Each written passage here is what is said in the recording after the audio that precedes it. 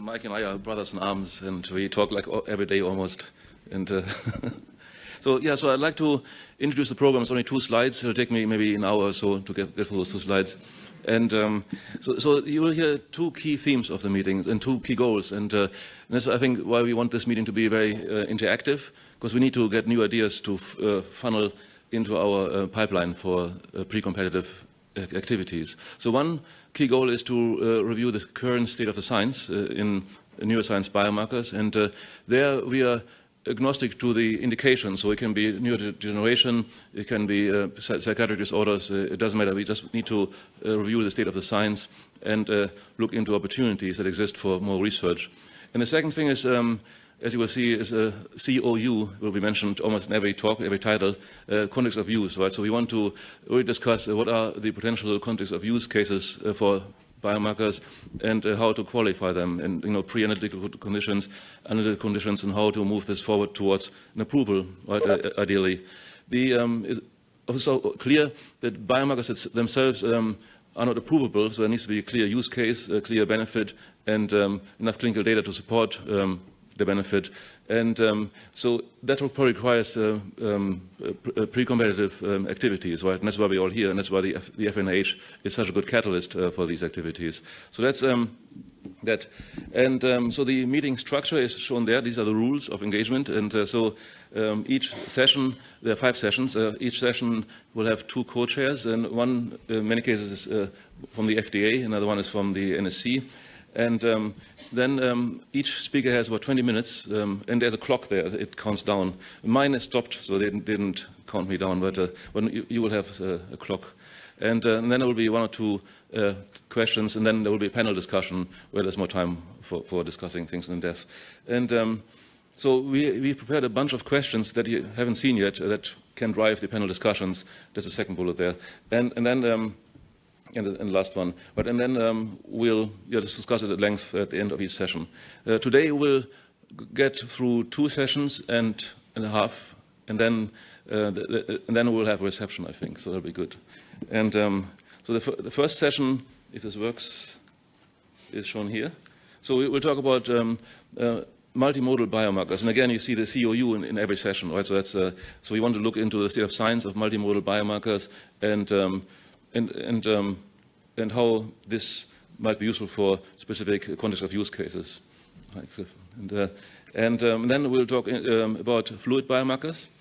And here, I think the standardization and the qualification of pre-analytical conditions and analytical conditions is key for the quality of the data. And so we'll discuss that in the second session. The third session is what's near and dear to my heart, which is imaging. And here we'll talk about imaging biomarkers, again, state of the science and context of use. And then fourth, that'll be tomorrow, EEG, biomarker state of the science and context of use. And then the last session tomorrow will be clinical measures in drug development. So it'll be a fun 2 days, and we'll learn a lot, I hope, and make many plans. And I think that's my final slide. Doesn't do anymore. Good. Thank you. Let's start with the first session. And so I'm actually a co-chair of the first session. Chris is co-chairing with me. Chris Leptak, he's heads up the biomarker qualification at FDA, at CEDAR. And he and Peter Stein together will discuss, present the first presentation. Good. I'm going to exit. Thank you, Hartmut, and welcome everybody. I just wanted to echo, as Rosa had started off when this idea was first proposed at the FNIH Biomarkers Consortium EC meeting, we very much saw this as an opportunity to mirror after what has been done in other disease fields, namely in oncology. So as you're thinking about the next 2 days, think about this as the beginning of a multi-year ongoing supported effort, because there's a real opportunity that rather than just come and provide updates annually, that this maybe will generate some synergistic conversations, both as the steering committee grows in membership, addition of 3 members this past week, and then also to help with the prioritization of the portfolio of project ideas. We all have a contribution to that piece of the puzzle. We as regulators certainly do that, industry, academia, and other governmental agencies such as NIH. But we can't do that in isolation. So to the extent that you have ideas, that those can be brought forward and discussed will help as the project ideas mature and see which ones ultimately get funded and move forward. So for the first session, Hartmut and I are co-chairing. If you'll allow us a little bit of a leeway, we're not going to be focusing on the multimodal aspect of biomarkers initially. We're going to give you 2 talks, Peter and myself, just on a regulatory overview of biomarkers, and then we'll get into the details. One of the things we did realize in prep for this particular meeting is that John Wagner says, hey, do you guys have a regulatory definition of a multimodal biomarker? And in fact, we don't. And it's been under discussion for a while around biomarker composites where you have more than just a single concept. There's many different versions of those complex compound biomarkers, panels, and so forth. And it's one of the area that we realize that we need to generate formal definitions so that people understand which biomarker type they're developing and what would be the expectations from a regulatory point of view. So with that, I'd like to introduce Dr. Peter Stein, who is the director for the Office of New Drugs. And for those of you who don't know, both the Biomarker Qualification Program and the COA Qualification Program both reside in O&D, and Peter is our boss. So with that, Peter is going to introduce us to biomarkers in a general sense, and then I'll follow up with just a brief talk on qualification. Peter.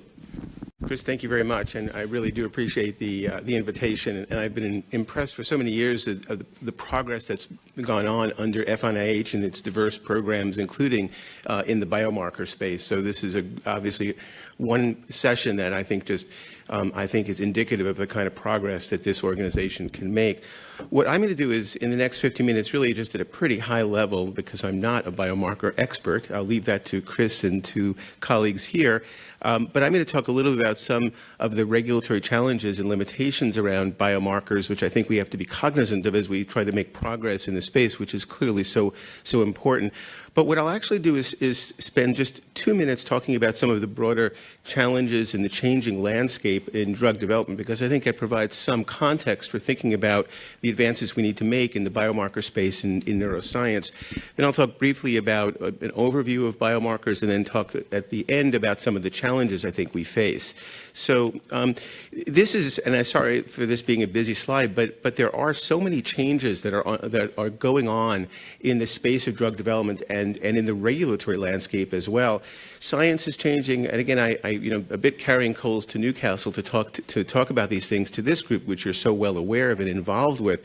But we're clearly seeing just an explosion in our understanding of genetics of disease, the genomic characterization in many diseases, which has led to molecular subtyping across many disease categories, new molecular drivers, which of course has been important in cancer, but we're also seeing this important in genetic subtypes of disease, such as cystic fibrosis. And importantly, new platforms for drug therapies, ASOs, siRNAs, cellular regenerative therapies, very new complex biologics that have allowed druggable targets that were previously undruggable to be druggable. The first siRNA approval, for example, for a drug that included a target in neuropathy for an inherited amyloid disease. We're seeing the types of targets for disease changing, which just reflects that. So many more diseases that are rare, that are finding new therapies, disease subtypes that are being targeted cancer therapies, of course, an explosion in that area. And obviously access has been a key issue. So the rise in biosimilars and, of course, the continuing growth in generic compounds, now moving more to complex generics. In terms of the development and regulatory landscape, we're seeing an increased expectation of the role of patients, which I think has been very important. It's actually led to even further push towards the development of new COAs, looking at a variety of different aspects that are important to patients.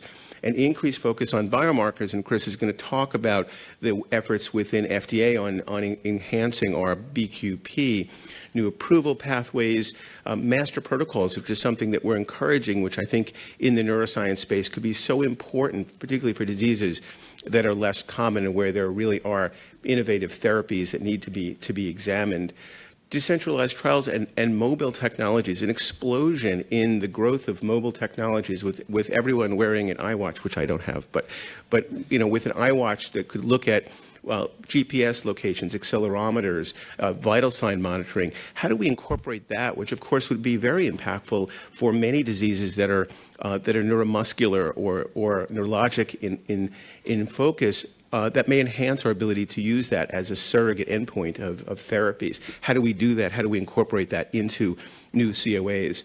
And I think also the growth in real-world evidence and what kind of endpoints can we derive from real-world evidence and how can we use it. That's something that we're really being asked to consider, and we're really working on with multiple subcommittees at FDA. Now, I just put this together just to say that there really has been a change in how and what drugs have been targeted over the past decade. What I did is I just took the approvals back 10 years ago and then the approvals last year, just to say that, and to a certain extent stating what I think is probably obvious to many people, dramatic rise in targeted therapies and drugs for rare disease, and a reduction, as you can see, in the non-rare chronic diseases, going from 60 approvals down to 60% approvals down to 30% of the approvals. And what I think is also important is among those 30%, it tends to be more later stage diseases, add-on therapies. So it's not the same types of therapies even in the common chronic disease targeted drugs that we saw 10 years ago. So a big change in the types of drugs that we're seeing, which we have to adapt to in how we think about regulating these drugs. With that introduction, let me just sort of set the stage around biomarkers. And again, I apologize, many of you I think are quite familiar with these definitions, but this is, I think, just a category as to how we think about it. A clinical outcome is what we're looking for registering a drug. So it's something that describes how a patient feels, functions, or survives. So that concept is very important to us. Those are the regulatory endpoints that we're looking for drug approval. Does it improve how a patient feels, functions, or survives? Or are there events that impact how a patient feels, functions, or survives? Those are the regulatory requirements around what's necessary to approve a drug. A clinical outcome assessment assesses, describes, or measures, or reflects a clinical outcome. It could be reported by a clinician, reported by a patient, or by a trained observer. And of course, this is where the new approach in incorporating mobile technologies will come in as we try to figure out how do we incorporate that into an endpoint that can be a COA that we can accept. Now, of course, a biomarker is different. It's a characteristic. It could be reflecting a biologic process, a pathogenetic process, a response to drug or to other exposures, and it can be molecular, histologic, radiographic, or physiologic, but it's not a direct assessment of how a patient feels or functions. And I'll talk more about surrogate endpoints, which of course are so important because potentially they can be used for registering drugs, but again, the hurdle for that is high, and I'll talk about some of the limitations. So a surrogate is a biomarker that predicts, again, it doesn't directly measure, but it predicts a clinical outcome. And so this can potentially be, once accepted, used for the registration of drugs. Now, the framework for this comes out of BEST. This was a group created by the NIH and FDA some years ago, the Biomarker Working Group, that created this categorization because, of course, the definitions of biomarkers were all over the place, of types of biomarkers, and people talked about them in different contexts, in different ways, with different dictionaries, as it were.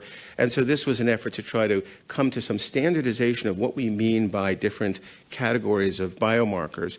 And so this is the categorization. And I've just divided this to say some of these reflect the disease status, the disease process, and some of these are measuring the response to treatment. So the susceptibility or risk biomarker tells us as a patient whether that patient might be at risk for the development of a particular disease. A diagnostic biomarker classifies a patient as having a disease or a subtype of disease. A prognostic biomarker tells us whether patients are at risk of having an event, an outcome of that disease. A monitoring biomarker might look for safety events that might occur with that disease. A predictive biomarker tells us whether that patient might respond to a particular drug therapy. The pharmacodynamic or response biomarker looks at whether the drug is having a particular effect in that disease. And obviously a safety biomarker is looking at the drug effect with regard to safety endpoints for the treatment in that particular patient. Now, I also looked at it in a different way, which is that biomarkers can be across a cascade of different, in the pathogenesis of a disease. They can reflect a causal factor. So, for example, HIV titers or an AFB smear. They can be in the immediate pathway of disease. So, LDL cholesterol or blood pressure or A1C might be examples of that. They can reflect organ injury. So, they might be biomarkers of tissue injury or biomarkers of organ function. And finally, those that we're looking at for more meaningful endpoints that might be used for registration are those that reflect functional measures or clinical function and can obviously lead to important clinical outcomes for us. But each of these has limitations. So, I mean, in terms of looking at causal factors, I can give the example of AFB smear in atypicals. We've been dealing with this recently with an atypical mycobacterial infection where cultures are positive but occur in patients with severe underlying lung disease. And so is that a commensurable? Is an infection? Is clearance of that really reflective of improvement in disease, or is it just the microbiologic therapy that's reducing AFB but not changing the course of disease? So how does that really relate to the disease and its outcome? In the causal pathway of disease, we can look at something like LDL cholesterol, which of course is a long accepted biomarker. But on the other hand, do we know that all different therapies that modulate LDL have the same impact on outcome? They may or may not. Genetically, they don't necessarily. And so we have to think about whether LDL is a broad biomarker or could it be more narrow. Reflecting organ injury, this can be relatively nonspecific. So does it reflect the injury from a particular pathogenic process or from a different process or background disease or other influences? So each of these has limitations in how we can translate and understand the interpretation of changes in these biomarkers. Now, I want to just introduce the concept of context of use, which I hope is a concept that's very well understood already by this group.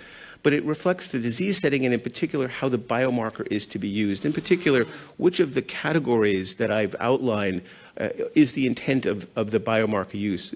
Individual biomarkers can be used for a wide range of potential purposes. And in fact, over time, those purposes can evolve. And that as data collects and as we understand the biomarker, it might be initially used as a diagnostic biomarker as we understand what the cut point for the definition of a disease might be. Or a prognostic biomarker, does it tell us the likelihood of complications or of outcome events for that particular disease? Or a predictive biomarker, does it explain or predict whether a particular drug will have a response in a particular patient? Or can it be a surrogate endpoint, one that predicts the benefit that the drug will have on a meaningful clinical outcome? And as I said, the uses may evolve over time. One of the things that we do face, and I'll come back to this later, is a desire often for those developing biomarkers to have all of these varying purposes. So sort of 5 or 6 different proposed contexts of uses. But it's often best to start more in a focused way so we can understand the biomarker, and the evolution of data will help define additional purposes over time. So what I want to then turn to is talking a little bit about the limitations that we have with surrogate endpoints. So again, this is not a direct measure of how a patient feels, functions, or survives, but it's intended to reflect and predict clinical benefit, not measure the outcome, but predict the outcome. And so with a surrogate endpoint, when we are dealing with that, we have to make some assumptions. When we're thinking about registering a drug, can we approve this drug? We have to think about the benefit-risk balance, and we have to make some assumptions about how much benefit there is relative to the risk that the drug might pose.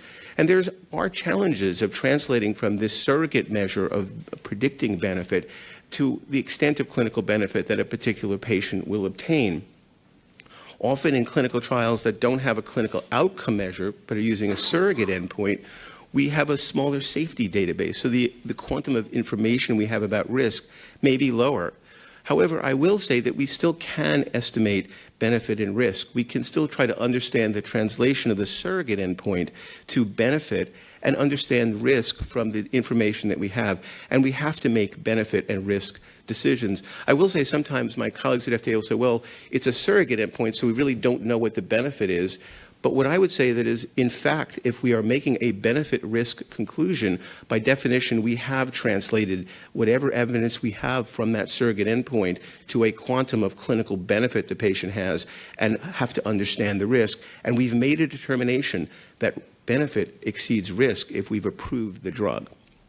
So one of the concerns, of course, always is that biomarkers may fail to predict clinical benefit, and there is always a residual risk that the strength or the presence of the relationship to the clinical endpoint turns out to not have the strength that we thought it would have, or not be valid. And there's certainly many examples of sort of sure thing biomarkers that turn out to be not such sure things.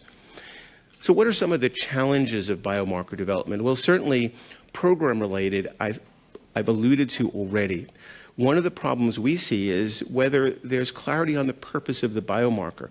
Many biomarker programs come to us with a whole profusion of contexts of uses that are proposed rather than a more narrow or focused proposal.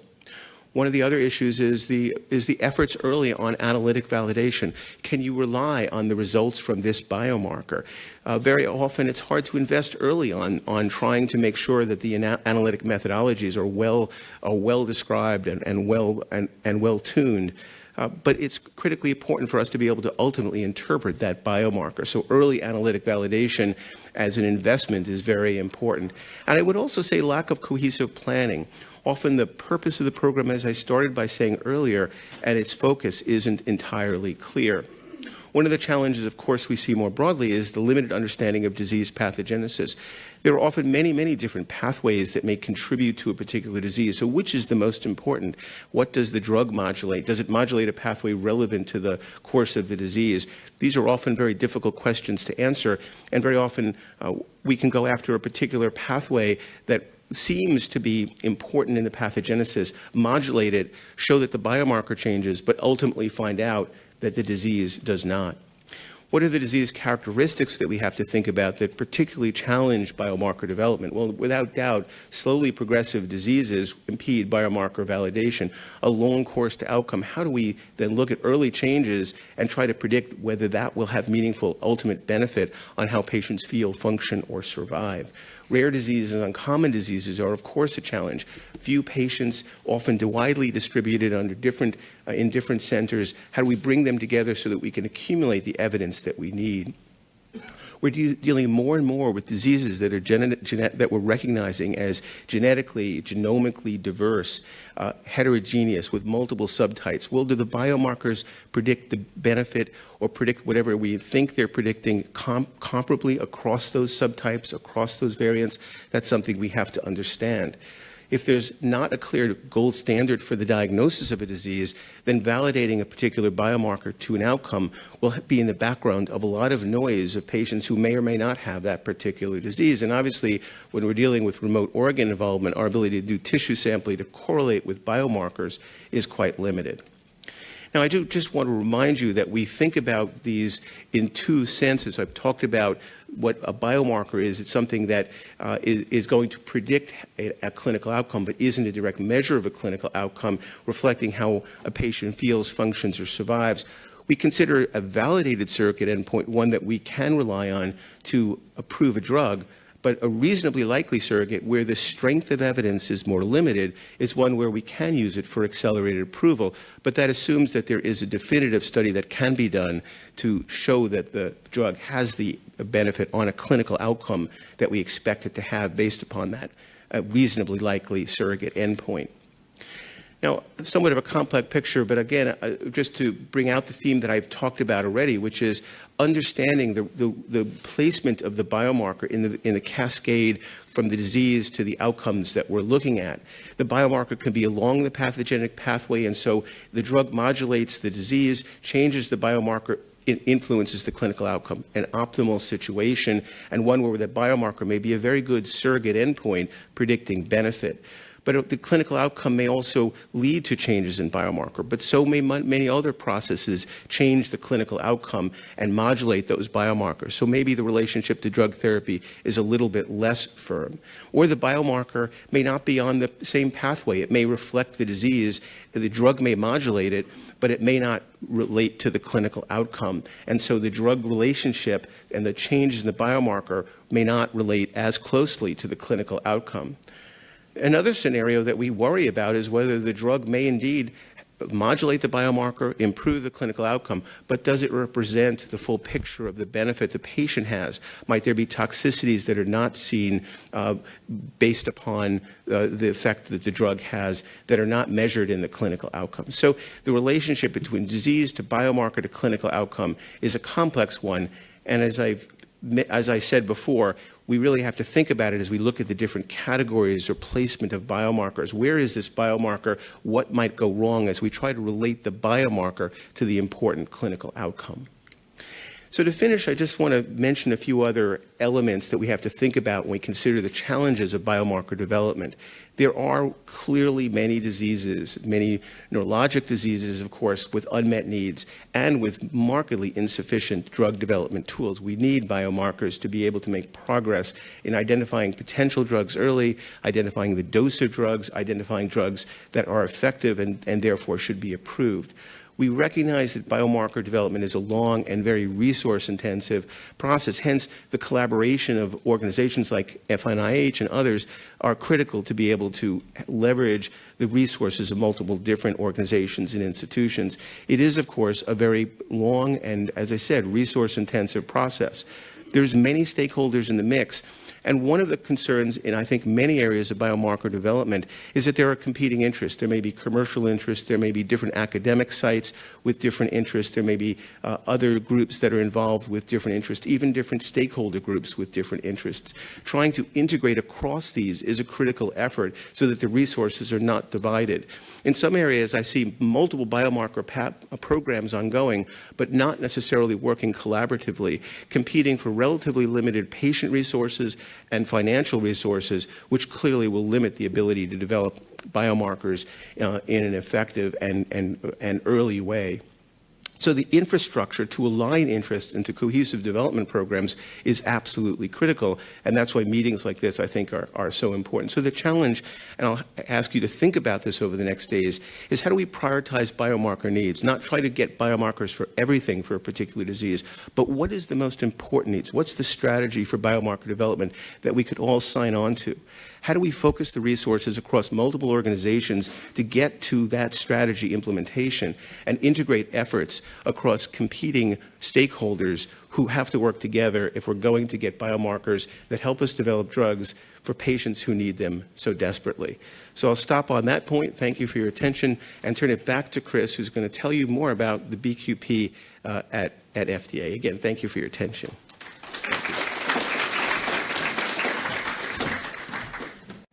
So thank you, Peter. Just in the interest of time, I know Rosa was very clear that we're going to try to keep things on time, so we're going to go over just a little bit, but we'll make it up. We'll be good. Okay, so to keep things on track, we're certainly, many of us here are around the biomarker qualification program. I think it's important just to reiterate that biomarker information comes into the FDA from many different sources. It could be as part of drug-specific programs under IND. It could be as part of the qualification program. And then there's this sort of scientific community consensus around the published literature, the academic professional societies, et cetera, where many of the hypotheses are generated that ultimately become tested within one of the other two programs. All of those have value. We don't have a preference for one or the other. And on the next slide are just an overview that ultimately when a biomarker is being proposed by a specific company as part of their drug program, there's a negotiation that takes place between them and the subject matter experts within the clinical division and the other disciplines around the use of that biomarker. If the biomarker has already been used for an approval, there's that acceptance. There's no need to bring forward additional data. However, if you're in a novel space, then there is kind of a change. And if ultimately that biomarker leads to that drug's approval, perhaps ends up in labeling, it may be able to use by the next company coming along as long as that purpose is the same, but it's not guaranteed because it's in that drug-specific program. Around community consensus, this is an opportunity to generate those hypotheses. Ultimately, you kind of see what floats to the top, but it is rather time-intensive. And so one of the things that we're trying to do with the qualification program at the bottom is can we work in a drug-independent pathway to really focus on the biomarker as it relates to regulatory use rather than its use in a specific drug program. And so that's the paradigm that I'll be spending most of my time on.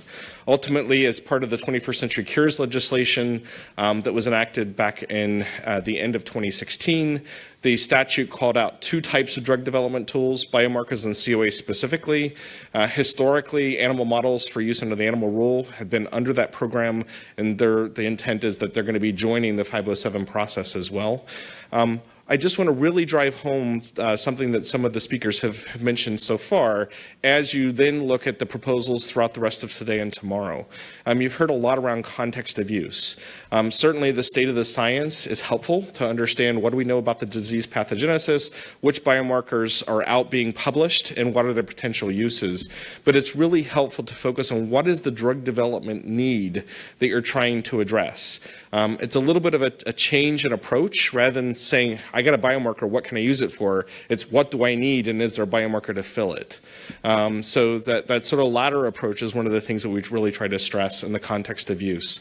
Ultimately, if we can reach an agreement between us and whoever's developing the biomarker on those first two, the drug development need and the context of use, there's an opportunity for this to have a collaborative discussion around that future biomarker development effort. So don't get worried too much about the things that follow. Focus on just the need and the use, and then we can start the conversation. The value proposition, I'm just going to skip. Ultimately, we do find that the most successful efforts are those that are collaborative, and certainly with the FNIH Biomarkers Consortium, if you look on our portfolio of projects, we have many active projects in-house, and that's through the collaborative efforts of companies and academia. Under 507, it's a three-step process. It's the letter of intent, the qualification plan, and the full qualification package. Because there are the transparency provisions in the provision, if you go onto our website, and there's a link in my slide deck, basically Google FDA qualification, the site will pop up. Although I must warn you, all of our web presence recently migrated to a new platform, so some things are breaking if you had it bookmarked. So you may have to kind of redo that. But there's a full accounting of not only the qualified biomarkers, but also those that are in development. You'll get to find out information around what the proposals that we received, as well as our recommendations to them. So there's a real opportunity for a shared learning culture that we've never had an opportunity in the past. And then also there's the timeframes that are being put forward in upcoming guidance. So ultimately in our LOI submission, again, as I mentioned a moment ago, really focusing on the drug development need and the context of use. We do want to know what the biomarker is, but we certainly understand that there's maybe some uncertainty, especially if you're looking at a multimodal biomarker of multiple analytes, maybe tens, maybe hundreds. You may not know your exact signature at the time that you first have a conversation with us. We're okay with that. And we're trying to put forward what level of certainty we need, and that's still kind of under debate and development. But you don't have to have everything nailed down for a composite biomarker at the time you first come to speak with us. We also want to see whether or not the proposal is feasible, and that at least for the analytical measurement, whatever it might be, that it's not just an idea, that you have some preliminary evidence that this is feasible. It doesn't help to have a conversation with us that we want to do point of care testing at the bedside, and you don't even know what platform or assay you're going to do. That's a little too early for us. Qualification plan, basically soup to nuts, describing what data you have. Do we both agree upon how that data is interpreted? What are the scientific gaps to get to your goal, and how would you tend to meet those gaps? And then we reach an agreement on that. And then ultimately for the full qualification package is when you submit all of your data with the analyses and so forth to support your context of use. And then we analyze that to see if we agree. The acceptance is ultimately around drug development need. We are able to prioritize based on the types of submissions.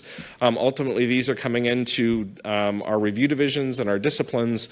And just because we can't predict who's going to be receiving what, some divisions end up with a number of proposals, not only from biomarkers, but also COAs, all funneling into the same small subset of reviewers.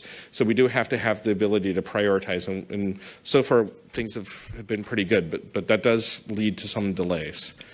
In terms of our program updates, we continue to work with our colleagues at the EMA. So there are monthly conversations around trying to harmonize our processes and approaches. There is the transparency piece. Like I said, the list of qualified biomarkers as well as information about our submissions. Just an overview of our workload to present. So if you look for the last year and a half, we've had 19 new LOI submissions, 6 projects from the legacy program transitioning into the cures process, 3 qualification plans. We've had 2 new submission qualification determinations, one of which was in part from the FNIH for the clinical nephrotoxicity, and 5 letters of support. Quickly, just to draw your attention, there is now another cures mandate that's a public resource, and that's the table of surrogate endpoints. We update that every 6 months. The last update just happened or is soon to happen. So it's broken down by the surrogate, the disease, and whether or not it's used for either accelerated or traditional approval based on the biomarker's use. And then finally, there's also, as part of the PDUFA negotiations, an opportunity for those of you that are in industry to request a new type of Type C meeting for a novel surrogate endpoint. The web link tells you how you go about requesting such meetings, and it's an opportunity to have a conversation around a novel surrogate proposal. It's in your drug-specific program, but there's a chance to have a conversation around the biomarker aspect of that program. So that's another added resource. So with that, the slides will be made available. I know that was kind of quick, but you'll have them for reference. And with that, I'd like to introduce John Wagner, who's going to kick off the real first talk on multimodal biomarkers, as well as his definitions for the space that we're now considering. Well, that was a whirlwind. So I really wanted to thank the organizers. It's a real pleasure to be here. The disclosures, just for your perusal, and then so here's what I wanted to do today is to look through basically kind of a conceptual framework for what we're going to talk about over the next couple of days here.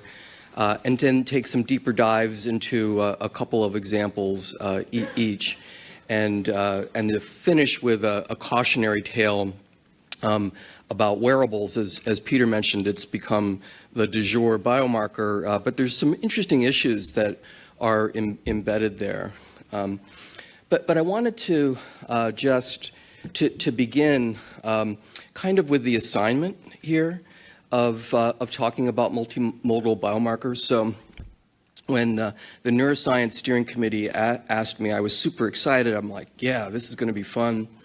And so I went to, because of course there's all these great multimodal biomarkers in cardiovascular and oncology.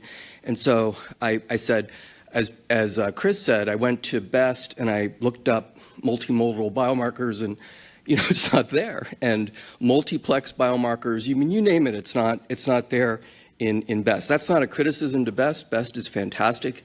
It is the best biomarker resource.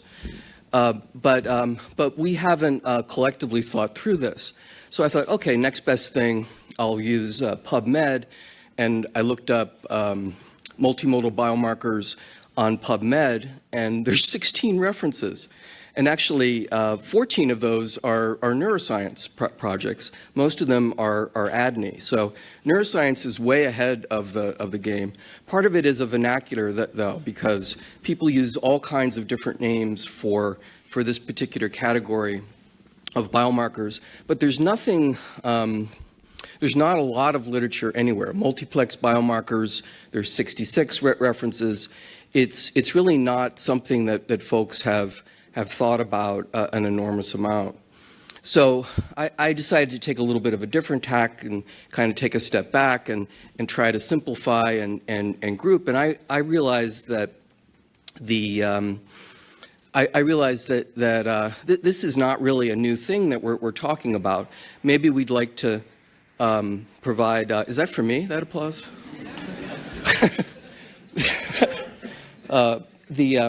So I thought we should simplify a little bit and to take a step back. The history here is enormously long, and we'll get to that in a couple of the examples. And this is not intended to be any kind of a done deal. This is really the start of a dialogue. So big picture, you can take multimodal biomarkers and divide them, I believe, into two kinds of classes: an integrative biomarkers and multiplex biomarkers. And their purposes are different. An integrative biomarker is intended to take a bunch of stuff and make one summary measure out of that. And I'd like to make the argument here that a conceptual basis of that is composite endpoints, not a biomarker, but a lot of important statistical work has been done in that area. And then the other category is multiplex biomarkers, which is intended to be a set of individual biomarkers that are grouped together either as a panel or in some sort of pattern recognition mode, and we'll talk about that. But again, the history dates back to like the beginning of time with things like vital signs. So integrative biomarkers. So again, not to rehash what Peter already went through, but here's the best definition of biomarkers, and then really just a proposal for what an integrative biomarker could be. A single calculated value derived from a defined set of biomarkers and a known algorithm. I think those are important pieces. A defined set of biomarkers, so it's not an infinite number that are potentially combined, and by an algorithm that is visible to the universe. And I think that's also an important component as well. But it is something that we would need to discuss because in the era of AI and machine learning, there's sometimes invisible algorithms or evolving algorithms that are being used, and it's hard to really put your finger on exactly what you're talking about in that case. So I think that's an important caveat here that we will have to come back to. So in terms of examples, again, caveat, this is not a biomarker, this is an endpoint. But composite endpoints, I think, forms a way to think about an integrative multimodal biomarker. And I'm sure everyone in this room and on the webcast is quite familiar with composite endpoints. It's formed the basis for all kinds of outcome studies, particularly in the cardiovascular world for many years now. And it's really driven by, in some ways, by success, because as cardiovascular deaths have gone down, it's harder to do outcome studies if your endpoint is cardiovascular death, right? So the one solution to that is to call out in a composite endpoint a number of different separate kinds of endpoints, including cardiovascular deaths, maybe stroke, maybe MI, and then in a usual time to event kind of thing, it's the first event that counts, or there could be more complicated weighting schemes there. So it's really, the need was driven by need for enhanced statistical power, and there's other reasons why you might want to do that. And on the right there is, on the top is one example. This is the Improve It study that was intended to look for outcomes of the combination of ezetimibe plus simvastatin. Ezetimibe was approved on LDL cholesterol lowering alone, and there was a need for a follow-up of an outcome study. And that particular outcome study used a composite endpoint where the endpoints are listed below, and you can see that there is a decrease in the events, but you can also see some of the issues with the composite endpoint. If you look down at the bottom for cardiovascular deaths, there's no difference between the two groups. And so that's one of the criticisms of composite endpoints. On the bottom there is just a hint that this is not a new idea, that there's all sorts of composite endpoints that have been embedded in clinical trials for many years. This is an example from diabetes cardiovascular endpoint studies, and there's been all kinds of different sorts of composite endpoints that have been proposed. And then over the last several years, they've really narrowed down to stroke, MI, and CV death as a composite endpoint. So this is one way of thinking about that. Another way is also very simple. So you all are probably very familiar with an HDL-LDL ratio and have been told either in medical school or by your personal physician or caregiver that you need to drive your HDL-LDL ratio up. That's really also an integrative biomarker, and it goes back to the idea of the Framingham study there in the center, where there's really good epidemiologic data that suggests that high HDL and low LDL are associated with better cardiovascular outcomes. And that's then enshrined by this ratio, which is really just two biomarkers, and they're linked with a very simple algorithm here. It's also flawed, though. LDL, as you know, has gone on to be a really good surrogate endpoint for cardiovascular kinds of studies. But HDL hasn't. I mean, there's mixed evidence. Niacin and gemfibrozole have been associated with benefit. They raise HDL. They do a couple other things as well. The benefits are modest in general. But then more recent, larger studies, like with the CETP, several CETP inhibitors have shown extremely modest benefit from raising HDL cholesterol a lot. So I wouldn't recommend necessarily the HDL-LDL ratio as a biomarker going forward, at least as a response biomarker. And then finally, you can get even fancier. So several years ago, the American Heart Association and the American College of Cardiology got together and said, we really want a better, more holistic risk predictor, prognostic biomarker for patients, and to help us in prescribing statins than your LDL level alone. So they put together a complicated algorithm that accounts for both demographics and a couple of biomarkers and some risk factors together that then spits out a risk number, a 10-year and a lifetime risk number. It's not perfect, as is shown in the left-hand panel, but it is it is a very useful way of thinking about how you can create an integrated biomarker.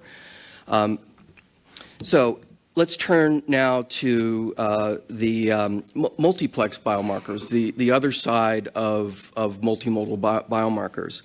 And so here, again, a proposed definition, a beginning of a conversation, is that there are multiple single biomarkers that are used individually and for pattern recognition as a group. And as I alluded to before, the kind of archetypal example is vital signs. So you know, as either a caregiver or a caregetter, that the first thing that is done in any patient interaction is to take your vital signs. Heart rate, blood pressure, temperature, and respiratory rate, and some folks add oxygen saturation, especially if you're going to the emergency room. So those are vital signs, right? And they are 5 separate biomarkers, if you will, but they're used essentially to triage urgency of medical care. And it's mostly done in pattern recognition, that there's groupings of alterations in vital signs, in changes in those individual biomarkers that connote an increased urgency or a decreased urgency. Also, those groupings of vital signs can already start to lead a caregiver to a particular diagnosis as well. So I realize that's pretty rudimentary, but it's useful for thinking before we think about some of the more complicated kinds of multiplex biomarkers. Vital signs are kind of the archetype here. So 2 other examples that I wanted to provide that are a little bit more complicated include immunophenotyping, and then we'll get to next-gen sequencing in a second. So immunophenotyping is basically all about taking heterogeneous cell populations or cytokine signaling and identifying the proportion of different kinds of populations of interest. It's done quite a bit in oncology and also in some of the other immunologic kinds of disciplines like rheumatology. And it's increasingly industrialized and can be used relatively easily now. In this example by Thorson et al., it's a recent immunity cell paper. They took basically all of the evidence in the Cancer Atlas and did an extensive analysis on immunologic gene expression. And that was because it's in the Cancer Atlas across 10,000 different tumors and in 33 different kind of cancer types. And then they ended up identifying with that analysis 6 archetypes of immune subtypes. And those archetypes are then potentially very useful in research and in potentially in treatment as well, because they go over and around some of the traditional histologic subtyping of cancer. And even at first blush, some of the subtypes like an interferon dominant or a TNF dominant subtype actually have poorer survival from the get-go. So this is a way of looking at, in this case, a ton of different biomarkers, gene expression, grouping them together for some pattern recognition that is hopefully useful both in science in general, but also in potentially in treatment. And then the last example here is next-generation sequencing. Next-generation sequencing, for those of you who don't know, is just code for better than Sanger sequencing, and it's essentially anything that's a high-throughput, parallel kind of processing sequencing operation that can be done at scale. And there's a series of examples, particularly in cancer gene mutations, and then also in CYP genotypes that have been used as genetic tests that are labeled for the use of particular drugs. In the previous iteration, or in what is basically standard of practice, there's essentially a test for each of those drugs that's associated with a particular gene and particular mutations. But it doesn't take really a rocket scientist to figure out that if you just sequenced a bunch of those genes or all the genes, you could then have that as basically a repository for multiple kinds of targeted therapy kinds of applications. And this particular company did that. Oncomine has a test that then can be used across the mutations that are associated with the genes for targeted therapies for several oncology agents here, and they do that basically with one sample and one test. That's something that can be replicated. It's across, again, oncology, but also for different CYP genotypes that can be associated with dose adjustments for a whole variety of drugs. Okay, change gears for a second. I want to come back to wearable technologies as really a cautionary tale here. And it goes back to what Peter outlined. This is becoming an enormously a wildly popular kind of an area for work. There's tons of hype. There's lots of publication by press release. Not a lot of not always with the best rigor. And there really is absolutely a justification for the interest. For our purposes today, Wearable technologies are very good at collecting dense physiologic data that's multiplexed. It's generally around vital signs and can be used for a variety of drug development purposes. For neuroscience in general, there's really a whole revolution going on here, especially in sleep and Parkinson's disease in different wearable digital biomarkers that are being used, but it's across other things too, like cognition, and it's quite an exciting area. I won't talk about that. And then there's also adherence and trial participation in which wearables can have enormous utility. And I want to note that these are slides from Elena Ezmolova at Connexa, which is a partner that's been helping out with some of the analyses here. And at Takeda, we did a series of wearable pilots. We wanted to get some experience with wearable technology, and we also wanted to, in particular, see how useful it would be in early phase 1 kinds of drug development studies. So we used several 510K cleared devices for these studies, and we just basically added them on as exploratory endpoints to phase 1 studies that we were already going to do anyway.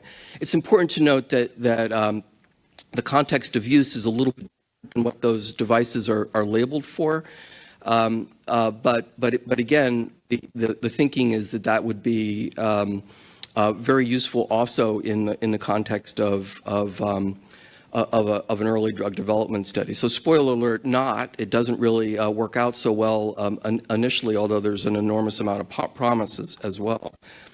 So there's a couple of problems. One of them is data loss.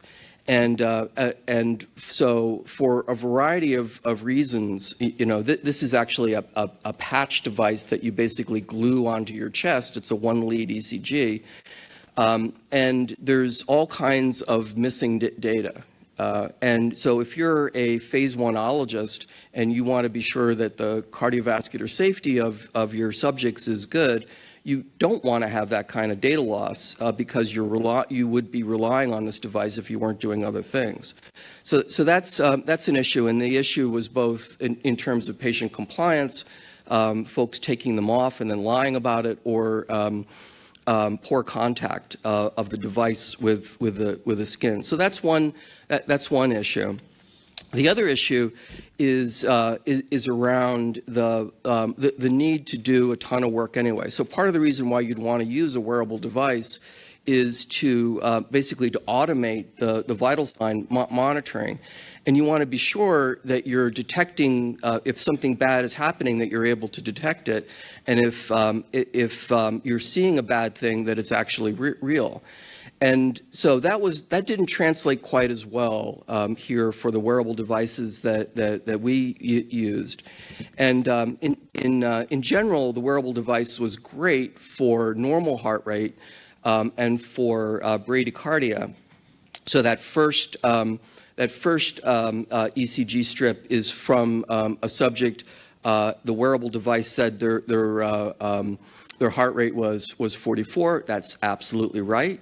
The second plot is from a subject where the heart rate was, the device said it was 79. That's absolutely right.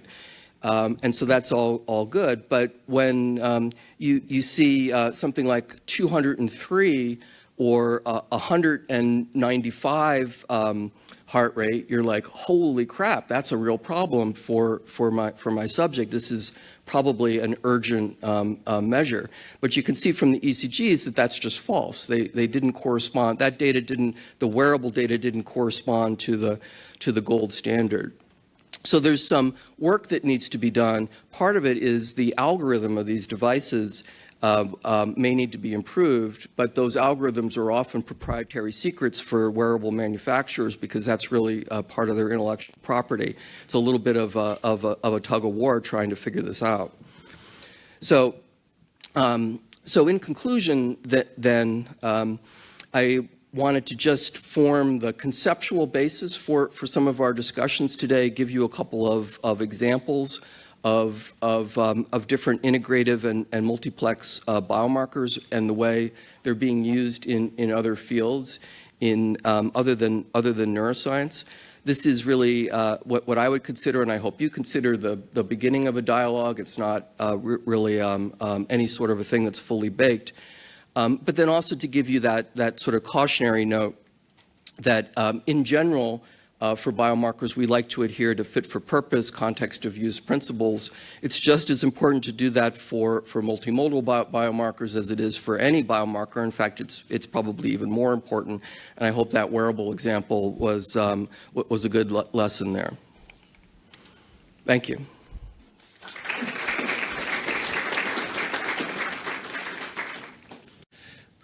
So now the next talk, which is the last one before the break. Brief break we're going to have. That's by Maria Carillo, who's the CSO for the Alzheimer's Association, and Clifford Jack, who's a professor of radiology at Mayo. And Maria. Thank you very much, and good morning to everyone. And I think, yeah, Cliff and I are both the last speakers, I think, before the break. So I'll start off and really, hopefully, set Cliff up for his talk. And I think that the talk that this morning has been great in terms of just laying the groundwork for where we need to be. I love the examples from other fields as well, because clearly this can be done. And I think that that's something that for certainly Alzheimer's and related dementias, we can get there. I'm going to talk a little bit about, the questions that were at the top of the agenda. And I highlighted in bold, the questions that came out. And I want to thank, of course, Rosa and others and Helmut and Linda for all of their hard work in setting up all the questions and the conversations, and the chairs of the committee. But really, these are very difficult questions, and I think that's why we're all here. And so I'm only going to really touch on the ones that are bolded, because I think in my personal experience with certainly biomarkers and how we've supported them throughout the past decade and a half at the Alzheimer's Association, but also some of the practical experiences that we've had recently, and I'll talk a little bit about also, and specifically related to the IDEAS study. We'll talk through kind of where we are in practice, and then hopefully Cliff will follow up on where we will be going, hopefully through the framework that we've also established. So I will start with the IDEAS study. I'm not going to tell you guys what that is. Hopefully you all already know about it, and maybe you've all also seen the publication that just recently came out that will go through in detail what exactly we did, why we did it, and the outcomes as well in more detail. So Gilbert Binovich was the principal investigator, and this is a study that we started working on. Oh boy, I think the Alzheimer's Association brought this working group together about 3 years ago. So this is a labor of love, and we're not done yet. But let me give you a quick snapshot of this data. And you can also find actually an editorial that Ron Peterson and Cliff Jack wrote as an accompaniment to this JAMA publication. So if you haven't seen that, please take a look at that as well. This is just a quick snapshot of really our main results, to be honest with you. And this is for AIM-1 only. So I'll share with you that this is a little more than half of the population of 20,000 individuals that were scanned over the course of 22 months, and that did receive an amyloid imaging scan. And I'm telling you this because this is this is what I would consider the clinic-based FDA-approved, biomarker that we have most widely available today, even though there is, of course, CSF and, whether, it's FDA approved and not covered, et cetera, et cetera. Sometimes it can be covered. There's lots of, questions out there. But this is an FDA approved. There are multiple ligands. So we used all of the ligands in this study. And again, the whole goal of the study was for reimbursement purposes, but we're learning a lot about the practical utility in clinics by using this biomarker, right, that has achieved that FDA approval and can be found pretty much anywhere across the country. There are a couple of holes in our map, but we, reached over 1,100, I think, physicians, over 500 clinics around the country. So our goal was really to have 60% mild cognitive impairment, 40% dementia. We did nothing to make sure that ratio happened because as we accrued participants over the course of months, it became clear that was actually the sample that we achieved. So that was excellent in that sense. You can see what the age brackets are here. You can take a look at the female-male ratio, which was pretty good. We're pretty surprised because, again, this is clinical sort of samples as they come in through the clinic. Race is probably the one issue I think that was brought out in the editorial by Ron and Cliff, and pointed out our shortcoming, which indeed it was, because in reality our subjects were not these patients, they were the physicians.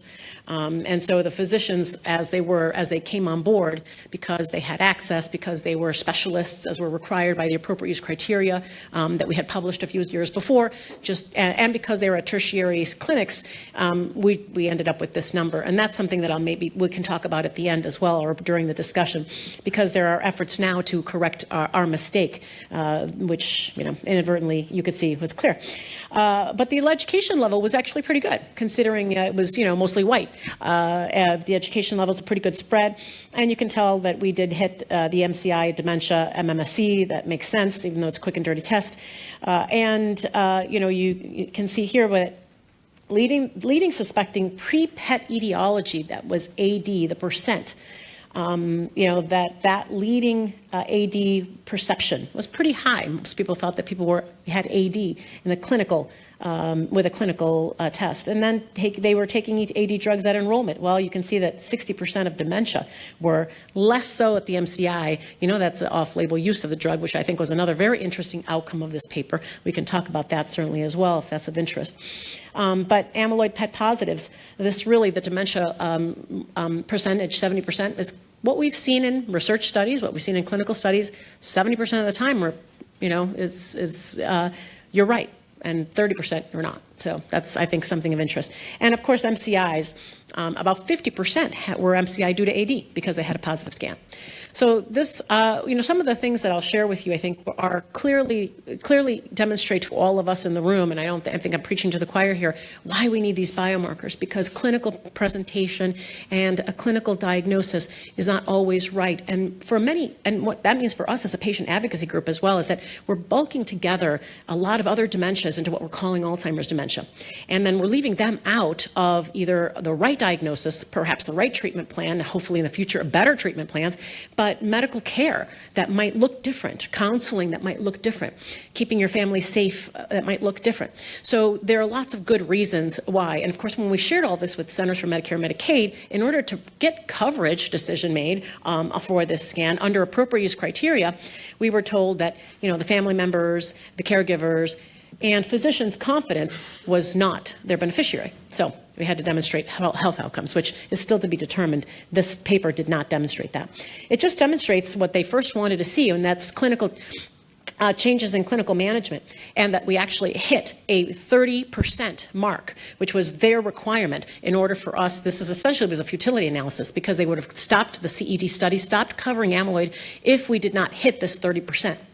We did hit the 30%. As you can see here, we actually doubled that, because when you can see that in mild cognitive impairment, almost 7,000 individuals, you have an overall change of 60%, and this was 63% in dementia.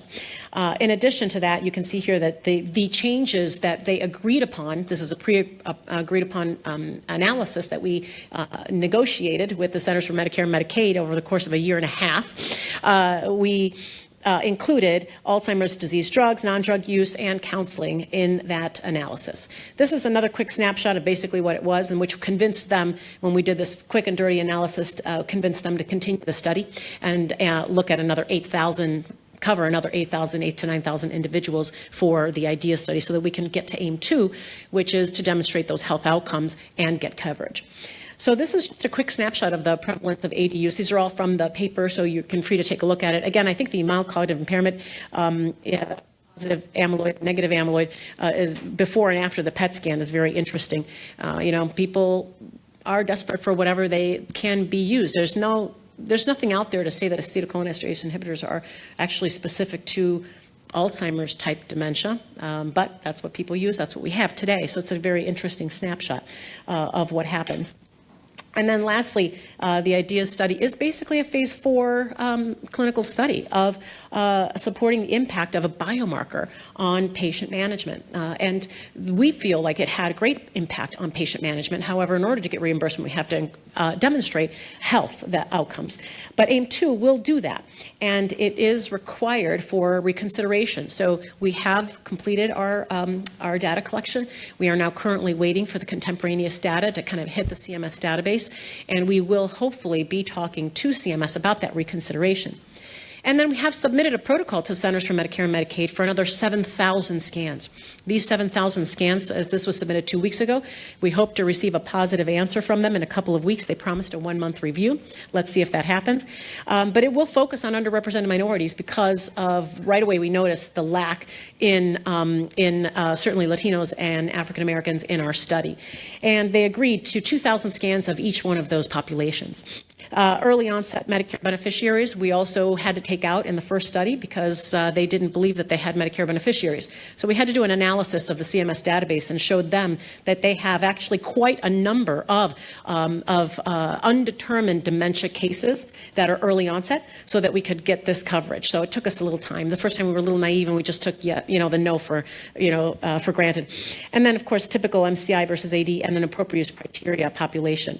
We're also going to add a biorepository. We have to get that funded separately. We asked them to participate in that with us, and they said no, because that's not what we do, even though obviously a blood test in the future would be really helpful to them because it would be much cheaper to be able to use that.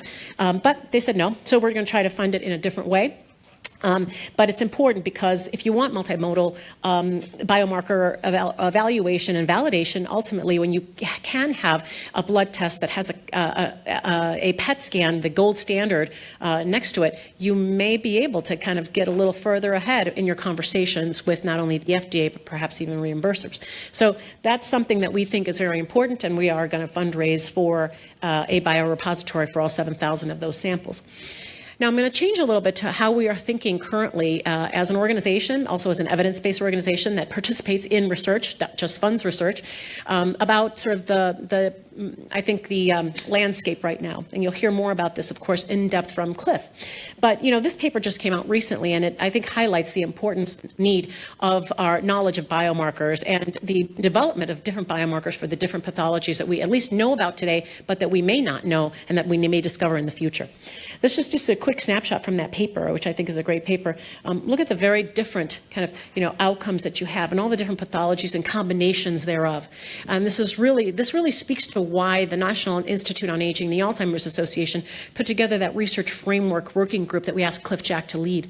Because when you think about all that's out there and all the knowledge that we have today that has come, since the NIAAA initial research criteria were reevaluated and published in 2011, there's a lot of more information we have out there that we really need to consider. And then in the news, Sprint Mind showed us that even these, in 9,000 people, which changed, how you treat, changed the American Heart Association, American College of Cardiologists, changed how you treat blood pressure in the clinic. There's immediate opportunity to be proactive here because they saw white matter hyperintensities really decline in people that had just a change in systolic blood pressure from 140 down to 120 in this study. So even that's a biomarker that we could start to integrate. That's a different type of one, by MRI. But of course, all of these can be used together today because these are things we can use in the clinic. So this is a snapshot of that one. And then I want to just talk about this paper. You've probably all seen this brain paper. Very elegant work done here by Peter and of course Julie, a senior author, and all of these other neuropathologists that work together. Because late is it a new cause or contributor of dementia? What is it? What exactly is it? TDP-43, we all know what that is in terms of what the protein that encodes the gene that deposits in memory centers. More frequent later in life, but how common is it? And does it really represent a clinical representation of Alzheimer's dementia, or does it accelerate it? Certainly it seems to accelerate it in people who have Alzheimer's dementia early on, but also can appear late in life and can appear the sole cause of the dementia. So for those that are older. So very interesting, and again, a new biomarker that should be looked at for TDP pathology in living brain. Right now this is in pathology at autopsy. So this is a supplementary slide that I really like from there because it does reflect a little bit kind of the things that we're trying to do in the framework document that Cliff will talk about a little bit more. Future biomarkers may enable specific combinatorial biomarker-based diagnoses. I think this is where we're moving. That's why I really like especially that previous talk where it talked about other diseases doing this successfully. And I think we can too. We just need that development and that trust and also the investment so that we can achieve what this is proposing and what the research framework is proposing. So I took this slide from Ron Peterson. And these are my last couple of slides because I really like it, and I think it does embody kind of where we are today. And this is from a recent publication that he had just towards the end of last year. You have that clinical spectrum that you looked at, that the IDEAS study highlighted, that you have this clinical spectrum that most of the time, that maybe, well, most of the time you're right, but there are certain risks or certain populations that in which you are not correcting your diagnosis, and you need that biomarker. And then this, Alzheimer's disease, this is our current, at least I think the current framework around the country, but we know, all of us in the room, that Alzheimer's dementia encompasses so many more of these markers. But ultimately, we want to achieve the therapeutics, right? And in order to do that, perhaps we also need to make sure that we have the right biomarker for which type of pathology or which type of proteinopathy you're going to try to treat, right? And what's going on in each person with each different type of dementia. And ultimately, you want those prescriptions for them. And I've taken the liberty of adding lifestyle because so much more research now is telling us that lifestyle has something to do with this and that we may be able to reduce risk and change some of these markers in life if we change our lifestyle potentially. So this is where I'll leave it. I think this gives you a good example of what we as the Alzheimer's Association and are in agreement with many of researchers, including Ron Peterson, but also Cliff Jack, and what they're proposing. So here are the 3 questions that I tried to answer for us today that are in your agenda. Does one go stepwise from unimodal to a multimodal one? Well, no in research, because I think we shouldn't be held back. I think research needs to proceed. We need to be able to look at all of it. But I think in clinical practice, in the absence of evidence, that's tough. And I think we do. And that the IDEAS study is an example of something in clinical practice. And we just can't seem to get people convinced of what that need is and get it reimbursed in order for it to make a difference in the people's lives that need it. And then also give us more phase 4 information on what its uses and how its future utility can be. Because, when we have a multimodal biomarker or blood-based marker, we may not need that expensive amyloid test and may be only using it in very specific cases. How does the complexity of the disorder weigh in on the decision to move from a unimodal to a multimodal?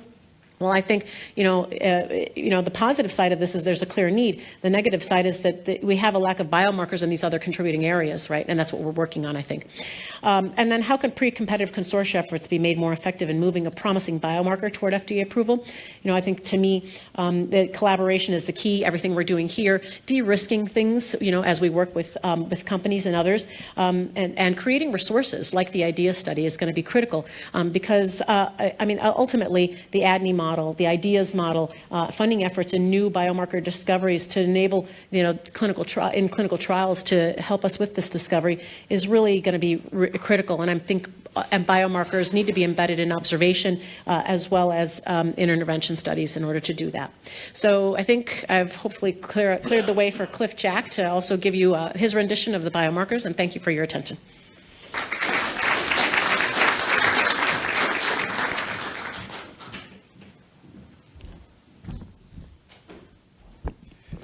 So I want to thank the organizers for inviting Maria and I to present here. So I'll talk about multimodality biomarker profiles or phenotypes in Alzheimer's disease, specifically ATN biomarker phenotyping. And I think you'll see that this notion of ATN actually is a good example of multiplex, what was discussed in the preceding talk, multiplex biomarker phenotyping. So to follow on, I think this slide follows on directly from the last half of Maria's presentation, a little background, and that is if you remember only one thing from the set of slides I'm going to show, it's this, and that is dementia and Alzheimer's disease are often used interchangeably, but that's incorrect. Dementia is a set of symptoms, whereas Alzheimer's disease is a specific pathologic process. As Maria indicated, Alzheimer's disease is one of, but by no means the only cause of dementia. Here's a list of some of them: alpha-synucleinopathy, Maria mentioned limbic-associated TDP encephalopathy, late disease, cerebrovascular disease. All of these increase in prevalence with age, and co-occurrence is common. So what is Alzheimer's disease? A little bit of review of the history, evolution of diagnostic criteria. So the criteria were really first formalized, this is a gross simplification, but the criteria were really first formalized in 1984. Alzheimer's disease at that time was conceived of as a clinical pathologic entity. This is obviously before the biomarker area. A diagnosis of probable AD could be made in life based on certain clinical criteria, whereas a diagnosis of definite AD could only be made at autopsy. Unfortunately, over time, this distinction between an amnestic dementia as a probable AD versus definite got blurred or lost. And so patients were simply told in life, you have Alzheimer's disease. That's fundamentally incorrect, and it was not the intent of the McCann et al. Work group. Over the International Work Group and the NIA-AA group in 2011 proposed modified criteria by adding biomarkers, but even then the notion of a clinical presentation and the underlying biology was never completely divorced from itself. So Maria mentioned this. This is the NIA-AA research framework published last year. It has several key features, which I'll only go over some of these, but first, there's this notion of a separation of syndrome or clinical presentation from the underlying biology. The NIA-AA research framework proposed a purely biologic definition of the disease. That is, it's defined by either autopsy or biomarker evidence of the hallmark neuropathologies, plaques, and tangles. And the second component is staging, using both biomarkers and clinical symptoms to stage severity. So here's where this notion of ATN comes in. Again, I think this is a nice example of a multiplex biomarker phenotyping approach. So our group had to create an orderly common use framework for the different biomarkers that at the time were commonly used in research in Alzheimer's disease. We did that by grouping biomarkers into three groups. The A or amyloid biomarkers you see in red denote either direct measures of beta amyloid plaques or the associated pathologic state. This is an important distinction, which I think Henrik Zetterberg will mention. But imaging, you can see here amyloid PET is a direct measure of amyloid plaques, whereas the biofluid biomarker measures are measures of the propensity, the biologic propensity to form plaques. The biofluid measures are not direct measures of the underlying pathology. And the T biomarkers then in yellow are tau biomarkers. You can see that there's both a biofluid, a CSF, and an imaging measure. And then the N category, biomarkers of neuronal injury and neurodegeneration. Notice that the N's placed in parentheses. There's a reason for that, and that's because N or neurodegenerative biomarkers are not specific for Alzheimer's disease. So if you take these three different categories and binarize them, plus, minus, positive, negative, normal, abnormal, however you want to think about it, this results in 8 different possible combinations. Again, this notion of a multiplex biomarker giving you a pattern at the individual person level. And these 8 different biomarker profiles can be further grouped into categories. At the top, you see minus, minus, minus, normal biomarkers. At the bottom, you see 3 different profiles, which we've called non-Alzheimer pathologic change. And in the middle, in light gray, you see 4 different profiles, which place an individual into the Alzheimer's continuum. Notice that both a positive amyloid and tau biomarker are required in order to give someone a label of Alzheimer's disease. This harmonizes the in vivo definition with the long-standing 100 years plus or so, gold standard neuropathologic definition of Alzheimer's disease. Now, a second feature of the framework was, in addition to definition, was staging. And it stands to reason that measures used to define the disease have to be specific for the disease. Measures used to stage, however, need not be. This implies different roles for different biomarkers. So the A or amyloid biomarkers are used to determine if an individual is or is not in the Alzheimer's continuum. The T or tau biomarkers determine if someone who is in the continuum has Alzheimer's disease. And then severity is staged using N, neurodegenerative biomarkers, placed in parentheses because it's not specific, as well as cognitive symptoms. Now, a common misconception about the framework is that it, quote unquote, ignores cognitive symptoms. That's nothing could be further from the truth. The framework outlined two different schemes for clinical cognitive staging. One is a simple three-stage unimpaired mild cognitive impairment dementia scheme, and the other is a six-stage numeric clinical staging scheme, which was harmonized. I think this is Maria's, very well thought out insight that this should be harmonized with the FDA guidance, the draft guidance from the FDA. I think it was Maria's idea that these two scales should be harmonized, and indeed they are. So why adopt a biologic definition of Alzheimer's disease? This was a new approach. It came under some criticism, probably not surprising. Anything new does. So what is the alternative to a biologic definition? Well, it's a clinical definition. What's the problem with defining Alzheimer's disease clinically, as is commonly done in clinical practice? Well, as Maria pointed out, the problem is the all too frequent mismatches between what a clinician calls Alzheimer's disease based on a classic progressive amnestic dementia type clinical presentation versus what is ultimately seen at neuropathology or using biomarkers. There are three specific failure modes I'd like to point out and show individual examples of where a clinical diagnosis fails. Maria pointed some of these out. The first is that a progressive amnestic syndrome is too often due to non-AD pathology. This is something that was seen in the IDEAS study. Second, Alzheimer's disease can present with non-amnestic syndromes. And third, the clinical definition of AD does not acknowledge the presence of preclinical disease. If the definition of disease is clinical symptoms, then by definition, the disease doesn't exist in the absence of symptoms. So here's the first failure mode. This is actually not an example of failure mode. This is a 75-year-old woman who presented with a progressive amnestic multi-domain dementia. She was given a diagnosis of Alzheimer's disease. That's entirely appropriate. She has an A+, T+, N+ profile. You can see on the left amyloid PET scan, the red, yellow colors indicate ligand uptake, so that's positive. The tau PET scan, positive. She has atrophy on MRI. So the biomarkers match the clinical presentation in this person. However, here's another person who presented with exactly the same clinical phenotype. Interestingly, this is the example Maria showed from the. So I was an author of the Pete Nelson, co-author of the Pete Nelson paper. This example is the one that came out in Brain. Anyway, so this is a woman who presented with exactly the same clinical phenotype, a progressive amnestic dementia. She was told, you have Alzheimer's disease. Her family was told, you have Alzheimer's disease. The problem is, she doesn't.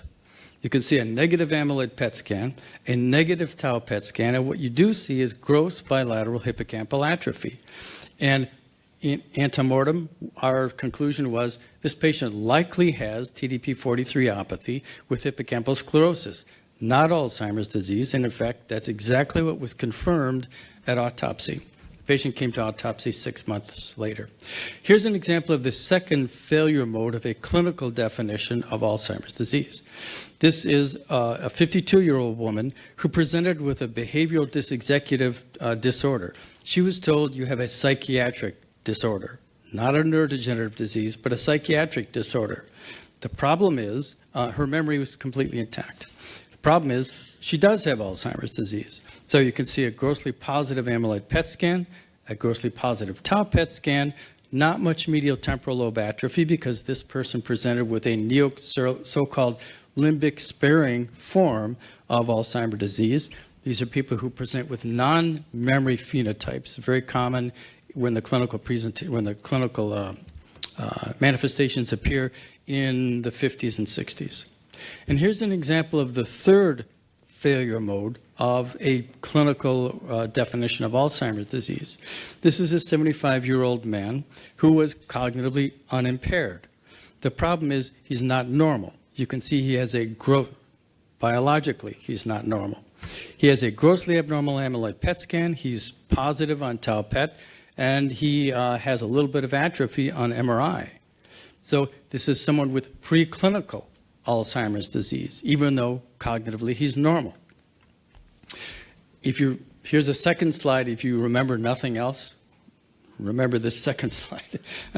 the distinction between a diagnostic biomarker diagnosis versus causal mechanisms. So the NIA research framework can serve as a hypothesis testing platform for disease model where amyloid and tau are present as epiphenomena, which I think is extremely unlikely, but it could be the case, as well as models where they are causal. But it is amyloid and tau proteinopathies that define AD as a unique disease among many that can lead to dementia. There's no such thing as amyloid-free Alzheimer's disease. If a person presents with a progressive amnestic syndrome, they have a disease, they have a problem, no question. But if they have no amyloid and no tau in their brain, they don't have Alzheimer's disease. They have something else. They have late disease or a combination of alpha-synucleinopathy plus strokes, et cetera. So why is a multimodal biomarker phenotyping necessary in the dementia field? Well, as Maria pointed out, dementia itself is complicated. And in reality, because many of these neuropathologies co-occur, as I mentioned, the prevalence of all of these different dementing neuropathologies increases in prevalence with age, and they commonly co-occur. So it's really not going to be possible to understand exactly what's going on at the individual person level biologically until we have biomarkers for each one of these pathologic processes. So dementia is complicated, but Alzheimer's disease itself is complicated. So here's a picture of what the brain looks like in someone who has Alzheimer's disease pathology. You can see plaques, you can see the flame-shaped dark neurofibrillary tangles. Each plaque is associated with a surrounding inflammatory response. There are activated microglia in and around each one of these plaques. And also the disease is associated with neurodegeneration, loss of neurons, but probably more importantly, loss of dendritic spines. Just on face value, it seems unlikely that a single biomarker is going to adequately capture the entirety of the neuropathologic presentation of the disease. It seems likely that multiple biomarkers are going to be needed to capture this. To complicate matters, there's very good evidence that everything doesn't become abnormal in the brain simultaneously.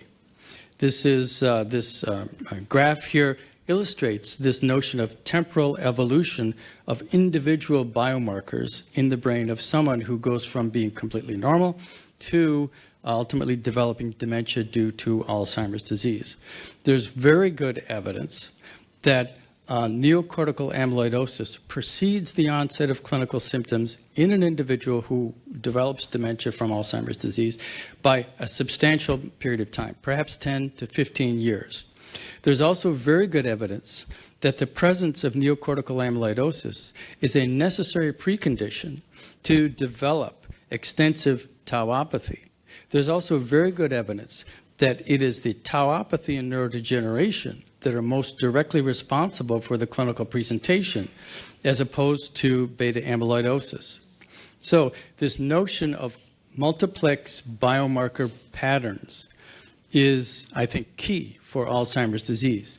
It is going to be necessary to have biomarkers of all of these different processes in order to place an individual at the appropriate position in the pathologic cascade of this disease. Multimodal biomarkers in clinical trials. I think this follows very naturally on the natural history studies here. And that is, patients have to be selected based on personalized biology, i.e. their biomarker phenotype, in order to appropriately target the intervention to where a person exists in the neuropathologic cascade. It seems likely that the best intervention, for example, for an individual who is A plus T minus N minus, that is amyloidosis alone, is not going to be the same as the best possible intervention for someone who is amyloid positive, tau positive, and neurodegeneration positive. For example, the best possible intervention for this individual who is demented, who has positive amyloid PET scan, positive tau PET scan, and atrophy on MR, is probably not going to be the same as the best possible intervention for this individual, who also has a severe amnestic dementia, was diagnosed clinically as probable Alzheimer's disease, has a grossly abnormal amyloid PET scan, but has a normal tau PET scan, and has atrophy on MR. And so it's this notion of complex biomarker or multimodal biomarker phenotyping. It's going to be necessary to place individual patients in the appropriate therapeutic pathway. Future, Maria touched on this, and that is that the ATN biomarker system used in the NIA-AA research framework was based on biomarkers that were commonly in use at the time when the framework was put together, but it was not designed to be static. Rather, it was designed to be flexible and to evolve and to incorporate new biomarkers as they are developed, either within existing ATN groups or as new biomarkers are developed in categories beyond ATN to incorporate those as well. For example, when a biomarker, when the field decides what represents a good summary measure of vascular disease, the ATV, V vascular category, would be added. When a biomarker for alpha-synucleinopathy is developed, ATS, etc. Late for late disease, I for inflammation, etc. So this is what the table might look like at some point in the future. As the biomarker field in dementia evolves, you can see the initial ATN categories in white and where the different biomarkers that were outlined in the framework, but the proposed additions are outlined in yellow, both within the existing ATN categories. So you can see plasma A beta 42 to 40 is added here as a proposed future addition, but also the vascular inflammation and alpha-synuclein, et cetera, categories. So the final slide I have is this, and that is the value of a biologic definition of Alzheimer's disease where the syndrome is separated from the notion of underlying pathologic change. We feel that this will result in a better understanding of the sequence of events in the Alzheimer's continuum that leads to cognitive impairment. Two, it'll result in a better understanding of the multifactorial etiology of dementia, as Maria pointed out. And third, a more precise approach to therapeutic trials. And I thank you for your attention.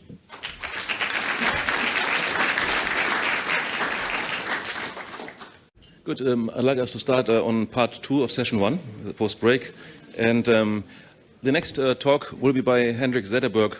He is not physically present, he's virtually present, so he'll be giving a talk via WebEx. Henrik, can you hear us? Yes, I hear you well. Can you hear me? Yes, I hear you. That's good. Excellent. So, and you, Henrik, you are, of course, professor of neurochemistry at the University of Gothenburg, as I think everybody here in the room knows, and University College of London.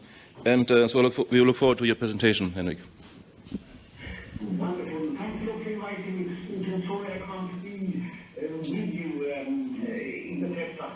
I think it's here because my youngest son has his birthday, so I wanted to celebrate with him tomorrow. Let's see here. Can I move the slides myself now? Henrik, we'll move them for you here, so if you could just let us know when. Yes. Now I don't see the slides myself. Now I just see the join by number slide. There I see them. Good. Wonderful. So the first slide I wanted to show here is just the title, which is the presentation will deal with recent developments in quantitative peptidomics and proteomics studies, because for many years we have been a little bit skeptical to the output of such studies, but recent technical developments have given quite interesting results, and I will highlight them to you, and hopefully this will be one way through which we can identify new biomarkers. Next slide, please. This is a very relevant question, sort of. Are there any examples of clinical use for biomarkers in neurology that stem from proteomics research? Next slide, please. And there is one. There is actually one success story, and that deals with Creutzfeldt-Jakob disease and the story behind 1433 as an WHO recommended biomarker for the disease. Next slide, please. This all started many years ago in 1980s, where old-fashioned proteomics methods were applied to cerebrospinal fluid samples from Creutzfeldt-Jakob disease patients. And we can look at the raw data on the next slide. This is just the publication where the biomarker was identified. Next slide, please. 2D gel electrophoresis was done on normal CSF and CSF from Creutzfeldt-Jakob disease patients. And by comparison, I mean, this looks a little bit messy, but you can see two arrows on the lower left panel, which is Creutzfeldt-Jakob disease CSF. And these spots were reproducibly detected at increased levels in CJD CSF. They were excised, digested, and then microsequenced. Next slide, please. And then they were identified as 1433, and polyclonal antisera were made against that protein. And then this test was a regular Western blot test that was investigated on CJD in relation to other differential diagnosis and controls. And patient number 2, 3, 5, and 8 are CJD patients. And this turned out to be a quite specific and sensitive test for Creutzfeldt-Jakob disease, although the technique to measure it is quite old-fashioned. I mean, this is really not a high-throughput or quantitative method. And it also has become clear that if you have had a stroke or if you have very intense neurodegeneration for other reasons, for example, very rapidly progressing Alzheimer's disease, then you can also become 1433 positive. So it's not a perfect test by any means. Next slide, please. Apart from this test, which is used in clinical chemistry and neurochemistry also nowadays, there are not many more examples of biomarkers that have been discovered through proteomics. One, I didn't bring any slides on this, but for example, the astrocytic marker YKL40 was discovered by Anne Fagan's team through an explorative proteomics approach some years ago. But apart from this and 1433, there are not many success stories from omics. The clinical use for biomarkers, they have come from targeted studies where, for example, tau pathology has been investigated, A beta pathology has been investigated, and biomarkers specific for such pathologies have been developed in a quite focused manner. Neurofilament light is one of those markers that were developed to discover axonal degeneration. And neurogranin, as you know, is a synaptic marker, very targeted analysis. Next slide.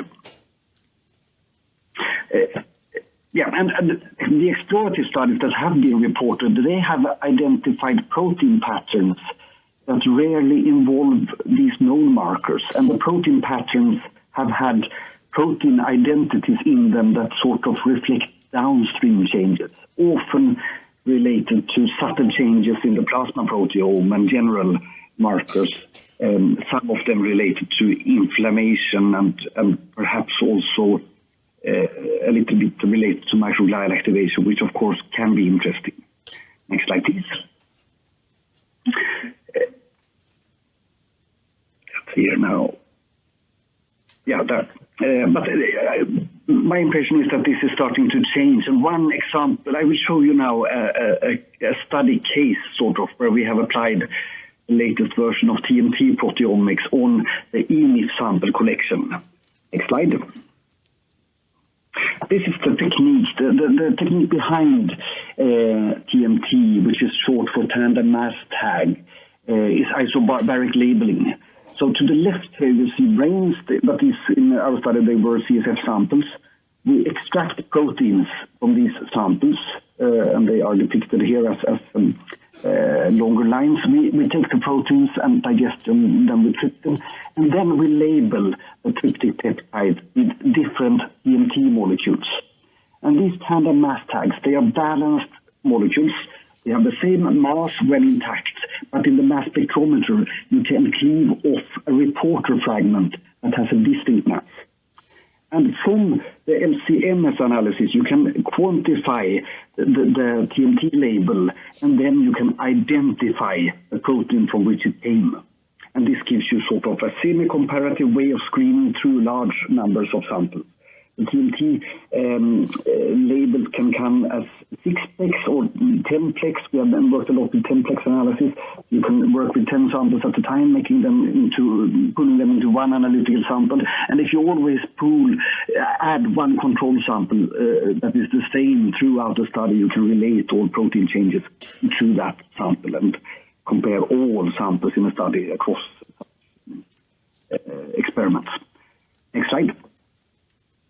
This is the EMIF study. So this is a collaborative European study where we worked in the European Medical Information Framework in the subgroup focusing on Alzheimer's disease.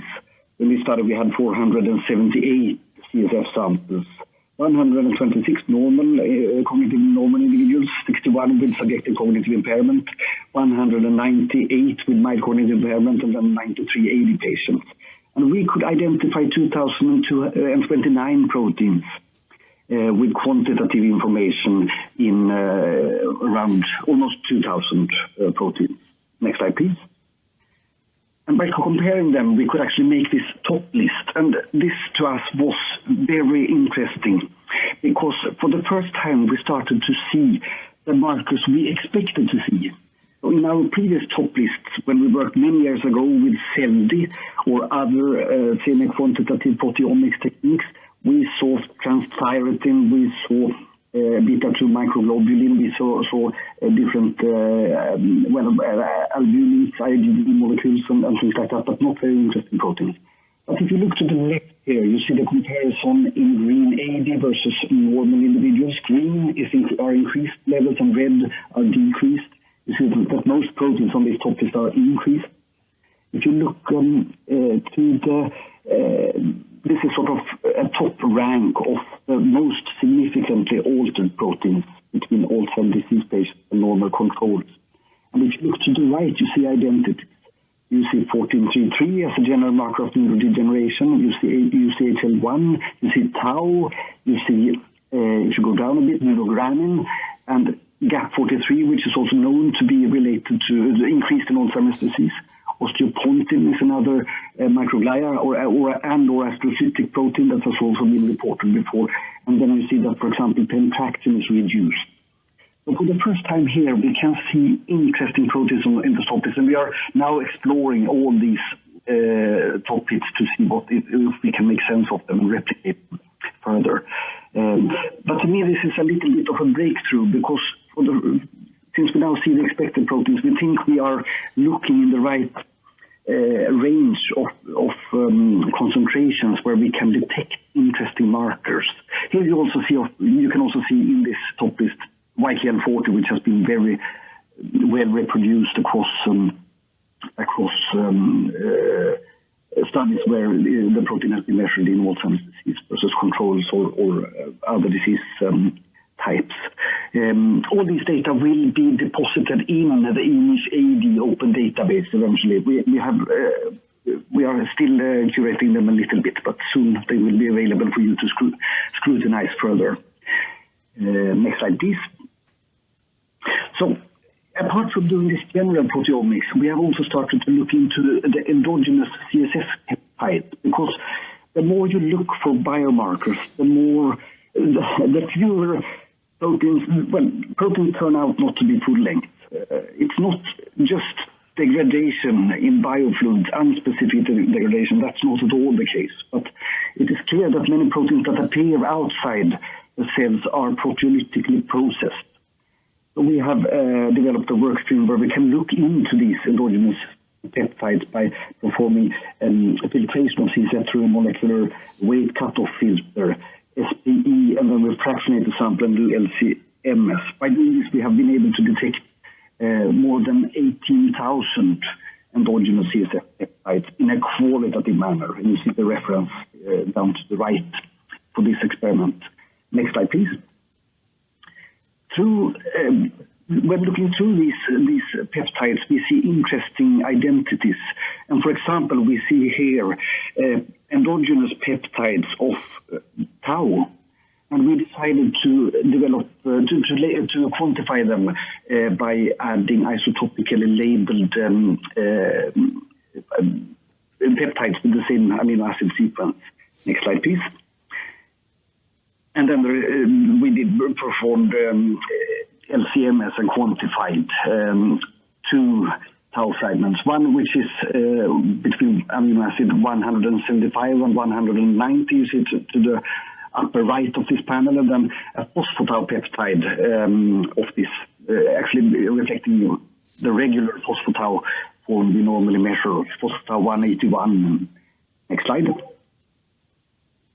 And the results were kind of disappointing, I have to admit. You see here, Alzheimer's disease patients, healthy controls, Parkinson and PSP patients.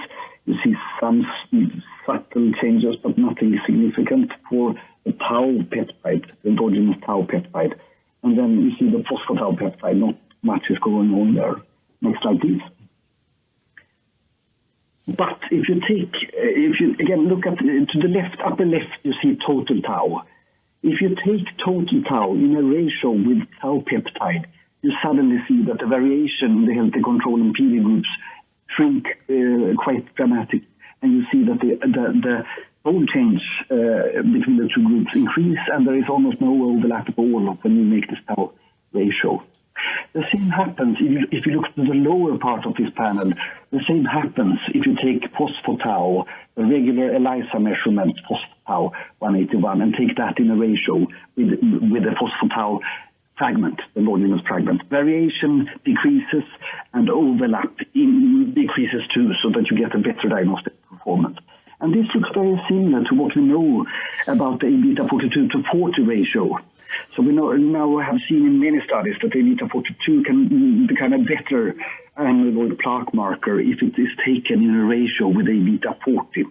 And we believe that perhaps this is the case also with these peptides, because there seems to be a proteasome-dependent regular secretion of proteins that are made by cells, and perhaps this reflects to some extent the intra-individual tau production in people. And then the total tau fragment ratio becomes a better marker. Next slide. This is a replication of the very same results. So this is from a London sample collection where you again to the upper left see total tau concentrations, and then what happens when you create this total tau fragment ratio, and the same in the lower part of the figure. The phosphotau measurement by ELISA divided by the phosphotau fragment, and the diagnostic performance increases quite dramatically. So this seems to be one way of standardizing the tau measures in CSF a little bit better. Next slide. In addition to doing this type of targeted analysis for endogenous peptides, we have also performed explorative peptidomics. And we again employed the TMT labeling technique, but we combined it with a molecular cutoff filter, and then we performed LCMS and MS identification and TMT reporter ion quantification. Next slide, please. And then we immediately ran into one problem. The standard way of interrogating the databases is that you start by identifying the peptide by database researchers. You match the peptide sequence, and then you quantify, and then you look at candidate peptides. But for endogenous peptides, it's very hard to perform this identification work from the start, because you often have to work manually with fragment patterns. So by doing this approach, you actually throw away a lot of potentially useful data. Next slide. Instead, one could actually start with interesting clusters and start with the quantification, and then you identify interesting clusters. that seem to be changed in disease versus controls. This is one study describing that method that we then employed. Next slide. So we started here by a quantification-driven workflow for the endogenous peptide. So we started by clustering the MS fragment patterns. Then we quantified unknown clusters, and then we took differentially expressed clusters and identified the peptides as good as we could, sometimes by a lot of manual work. Next slide, please. So here are raw data on sample sets. We had a cohort of 40 AD patients, 40 MCI patients, and 40 healthy controls, and a lot of MS spectra. Next slide. We clustered the fragments, and then we looked at differentially expressed clusters. And here you see, labeled a little bit in yellow here, you see one very interesting cluster that was strongly increased in both AD-CSF and CSF from patients with MCI due to AD. This was, to us, an unknown. We didn't know what we were looking at here. Next slide. Here you see the cluster, the sort of raw intensity ratios in the different individuals. Next slide, please. Then we decided to identify identify the cluster. Next slide, please. Here you see the MS spectrum. Next slide. Here's another. From this we could actually get the identification of the cluster. Next slide. And next slide again. By de novo sequencing, and then we could see that this was a protein that is called pleiotrophin. And this protein is a very specific fragment of the protein, 15 to 168. Next slide. And here is a validation cohort where we performed a targeted analysis of this fragment on a new set of samples. And we see again that we have this AD increase of pleiotrophin. This is a pretty interesting protein from a biological standpoint, which can always be of course, a little bit misleading, but it seems to be a protein that is upregulated in response to microglia-mediated inflammation, which could, of course, be interesting here. But it's expressed in neurons. Next slide.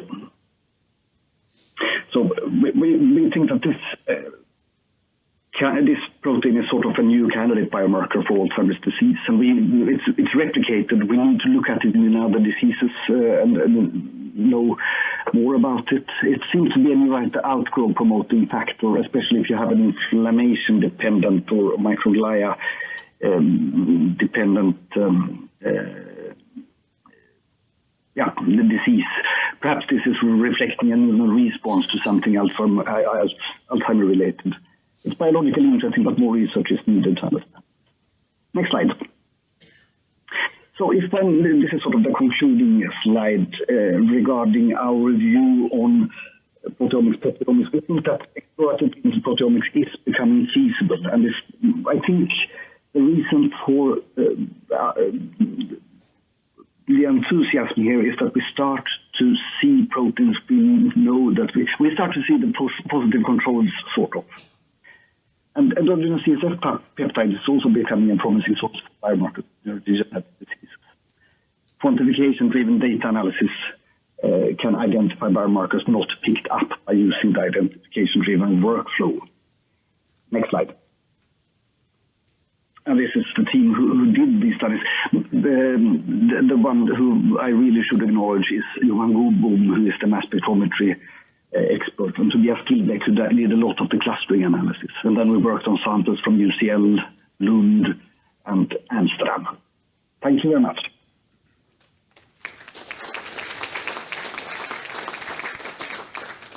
The next talk is by Ida Grundberg, and she is the head of business development at Olink Proteomics, and she's going to present to us about strengths and limitation of targeted versus discovery-based approaches. Thank you. Great, thank you. Thanks to the organizers for inviting me here. It's a pleasure to be here. So I'm with Olink. We're a protein biomarker company, and today I will talk about challenges and solutions for targeted versus discovery-based biomarker approaches. So to start off, we had an excellent talk from Peter this morning, and I don't think we need to go through what the needs are for biomarkers. I think it's pretty clear. So I can just summarize what we see as well, working with protein biomarkers, what the needs are and what the goals are with the studies involving biomarker discovery and development. So there's a huge need, of course, for stratifying patients, for finding predictive and prognostic markers for disease and disease outcome, using biomarkers as surrogates for safety and efficacy in clinical trials, to better understand biology and pathophysiology behind diseases, of course, identifying new drug targets, drug candidates, and as well as wellness in a future healthcare where we want biomarkers to guide us to live healthier longer as well. So what are the major challenges? We also had a great talk about that this morning. So first, I thought we can just have a look at this table here. It's from 2013, but it's still, I think, interesting and relevant to bring up. So it shows it's an overview of the relationship between biomarker publications and patents. And I think this indicates well that translation from biomarker discovery to clinical utility must have limitations given the low number of successful clinical tests that are coming out. So the challenges with discovery, we talked about this morning. So I grouped them into three categories. So sample and sample restrictions and access, assay performance, and then multiplex analysis. So the first sample, of course, we need access to well-stratified cohorts to get powerful data. We need to screen large n's of samples. Sample materials are always very precious, and you need to justify why you want to use an aliquot of a very precious patient sample. So that can be challenging to get access to it. And also sometimes, if not using plasma or serum, very standard matrices, that could be more complex matrices that can be a challenge to analyze. But then secondly, performance, which might be the most important and crucial part in biomarker discovery development. So sensitivity and specificity, I would say, are the most important factors, especially in combination, that you want to correctly identify a high proportion of only the two true targets in a matrix that is complex. Of course, you want to trust your data and generate data that you can repeat, so it's reproducible and repeatable, so you can bridge data over time. And especially in proteomics, it's a challenge to cover a broad dynamic range, so you can detect those low abundant inflammation markers in an early stage of a disease, but also the very highly abundant proteins in a disease stage. So that requires a broad range of detectability, which can be challenging. And then lastly, I guess one of the reasons why we're here today is because we agree that there's a need for combinatorial analysis of multiple biomarkers. So for that, you need an assay that is scalable, so it doesn't suffer from crosstalk when scaling up in multiplex degree. So to summarize those first slides, maybe we can agree on that there's a need for a way to do high throughput screening of multiple biomarkers, preferably using a small aliquot of your patient samples, generating data that is that you can trust and that is actionable. So that's also a kind of a complex sentence. So if you break this into some categories. So high throughput, what do we mean? Maybe if we can get data back from a large study within a month or even shorter. Multiple biomarkers, we just heard from Henrik, they detected more than 2,000, so at least we're in the thousands that we want to detect. Validated and exploratory markers. Small volumes. Again, you don't want to waste large volumes, so in the low microliter space would be optimal. Different sample materials in neuroscience, CSF, of course, blood, plasma, serum, but also sometimes you have other matrices like microvesicles or microdialysis samples. They are very, very precious and low volume. Can we do that as well? And high quality data, what do I mean with that? Well, you want to see that the technology is validated. Can I trust it? How is it controlled? And what strategies are there for analysis and normalization? And then finally, what do I mean with actionable? So if I found a biomarker or a biomarker signatures, what actions can I take? What's the path forward for validation, verification, and optimally moving into a clinical test with IVD? So one biomarker platform that is targeting some of these challenges is proximity extension assay. And there's an animation, so if you can help me, perfect. So this is what we're using. It's an assay based on a matched pair of antibodies that are coupled to a unique DNA tag. So when the antibodies are binding to a protein biomarker in a CSF or plasma sample, they are brought into proximity where they will hybridize if there is a correct match between these probes.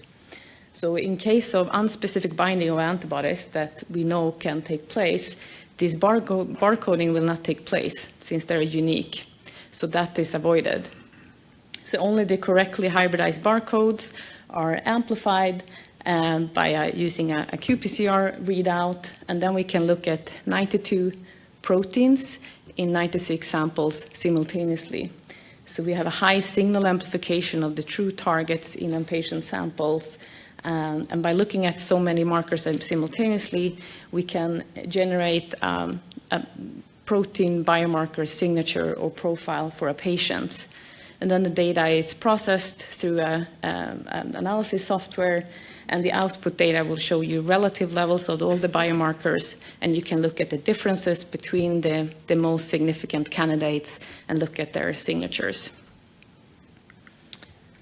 So it consists of 3 core steps. So very shortly, it's first an immune reaction, very classical, but we're using two probes for binding. We have the next step, which is the generation of the DNA reporter molecules, and then finally the signal amplification and detection. So it's basically an analog to digital converter for proteins in very high multiplex. And there are built-in controls as well that we use for both monitoring the quality of the data, but also the precision and the performance of the assay. So we have controls for the assays as well as for the samples.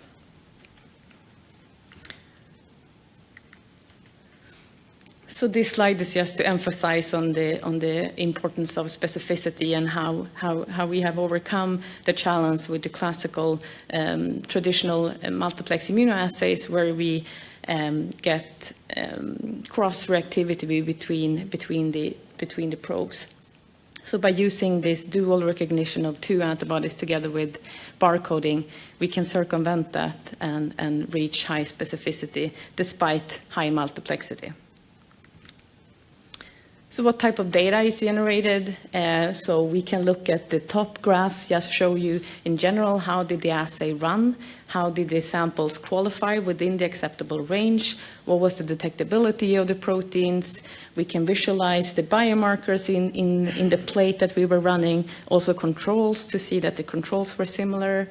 And we can visualize, of course, in various type of plots, like a PCA plot, where we can look at the, for example, responders, non-responders, pathway analysis, and various statistical analysis.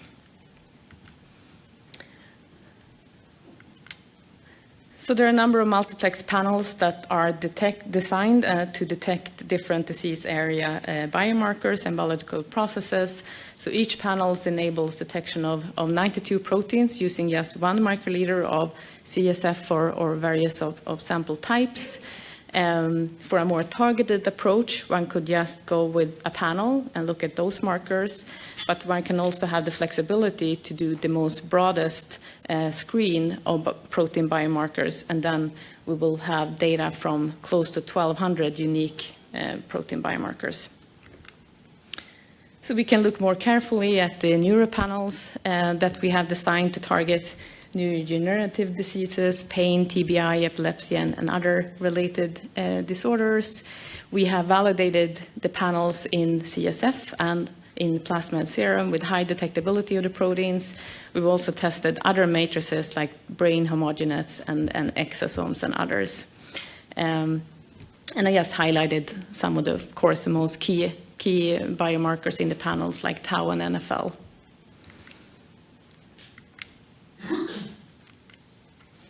So going back to validation of assay performance, and how you're going to trust your data with validated data. So we have a number of key assessments that we have in our validation. So sensitivity, the sensitivity is similar to ELISA's or better if needed for that assay. Precision, we make sure that we have good CVs within a run as with between runs, so we can bridge between different sets of data. Scalability, which is very important, so we make sure that we have the same performance when we are running an assay in multiplex as in singleplex. Cross-reactivity I already talked about, and then dynamic range. So we have a library that spans over 13 orders of magnitude. So we detect those low abundant inflammation markers at the sub-pico levels, as well as the very highly abundant ones in a pathological stage. Here are just some examples on validated neuroassays, so tau, APP, YKL40, and NFL. And all the validation data is uploaded to an open access site. So given your interest, you can just go and have a look at the data at any time. So for NFL, I'm sure that we all know that it's a strong need to detect it in a very early stage to have any success, bless you, for prevention efforts. So the optimal test for NFL would be to detect it in plasma, since CSF sampling is kind of an invasive procedure, especially if you want to monitor progression over time. And the challenge is that in plasma, there is about 50 times lower levels of NFL compared to CSF, and many ELISAs are not that sensitive for it. So we developed an NFL assay using antibodies from Human Diagnostic, great collaboration with Henrik and Kai Blenow. And we tested and validated the assays in CSF, serum, and plasma, and we were happy to see that we could detect it in all the tested samples. We also compared it with the most high sensitivity NFL assay, the Simoa from Quantitative, using the same samples, same antibodies. We run our NFL in 92-plex with 1 microliter of plasma, and this was patient samples coming from Thomas Olsson at Karolinska, MS patients and controls, and we were happy to see that the assays correlated really well. So some other examples on how it correlates to other established protein biomarker technologies. On the left-hand side, it's just a good overview how we see that it complements to mass spectrometry. So here are samples run in the Professor Manuel Mayer's lab in King's College in London, where he saw the benefit of broadening the dynamic range of mass spec and PEA. And as you can see, so some markers, of course, overlap between the platforms, but where mass spec meets the limit of detection, we could target the lower abundant plasma proteome and protein biomarkers, where we expect to see the markers that will drive precision medicine. So at an early stage of a disease where just subtle changes can be the difference between healthy and disease. And the figures to the right are correlation plots between GDF15 and IL-6 from Roche Diagnostic and R&D Systems, so run at the clinical chemistry lab in Uppsala, Sweden. And so they compared these assays that they had data from 10,000 patients from 3 large cardiovascular cohorts, and they compared it with our assay run in multiplex with 1 microliter of sample. And the data was also quite encouraging for the investigators as for us. So what happens after you have done discovery of maybe 1,000 biomarkers? So the next step could be that you want to confirm or verify your finding in a new cohort. Perhaps you just want to look at the most significant biomarkers and design a targeted custom panel for that specific purpose. So we can do that. And then, of course, then we're moving into more analytical validation. Maybe you start a prospective clinical trial or prospective trial where you want to test your hypothesis. And then the final goal is, of course, to take this all the way into clinical implementation with IVD or companion diagnostics. So to support this whole path from discovery to implementation, we developed a protocol together with great interactions and feedback from the FDA. We have now a protocol for fit-for-purpose validation. We covered the most key immunoassay parameters. So, of course, sensitivity, linearity, scalability, dynamic range, and cross-reactivity. So we published this last year, and the conclusion was that the technology is fit for a clinical purpose. So here, this is in cancer, but I thought I could just share what we have done in this.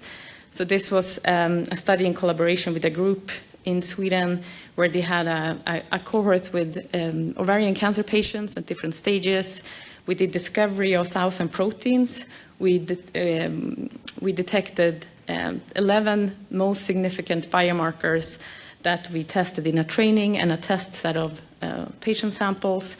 We saw that the results were superior to what is diagnostically used today. So that was very encouraging. We developed this custom panel and we replicated the findings in 2 verification cohorts, and we could see that we could distinguish between different stages of cancer from controls being benign cysts.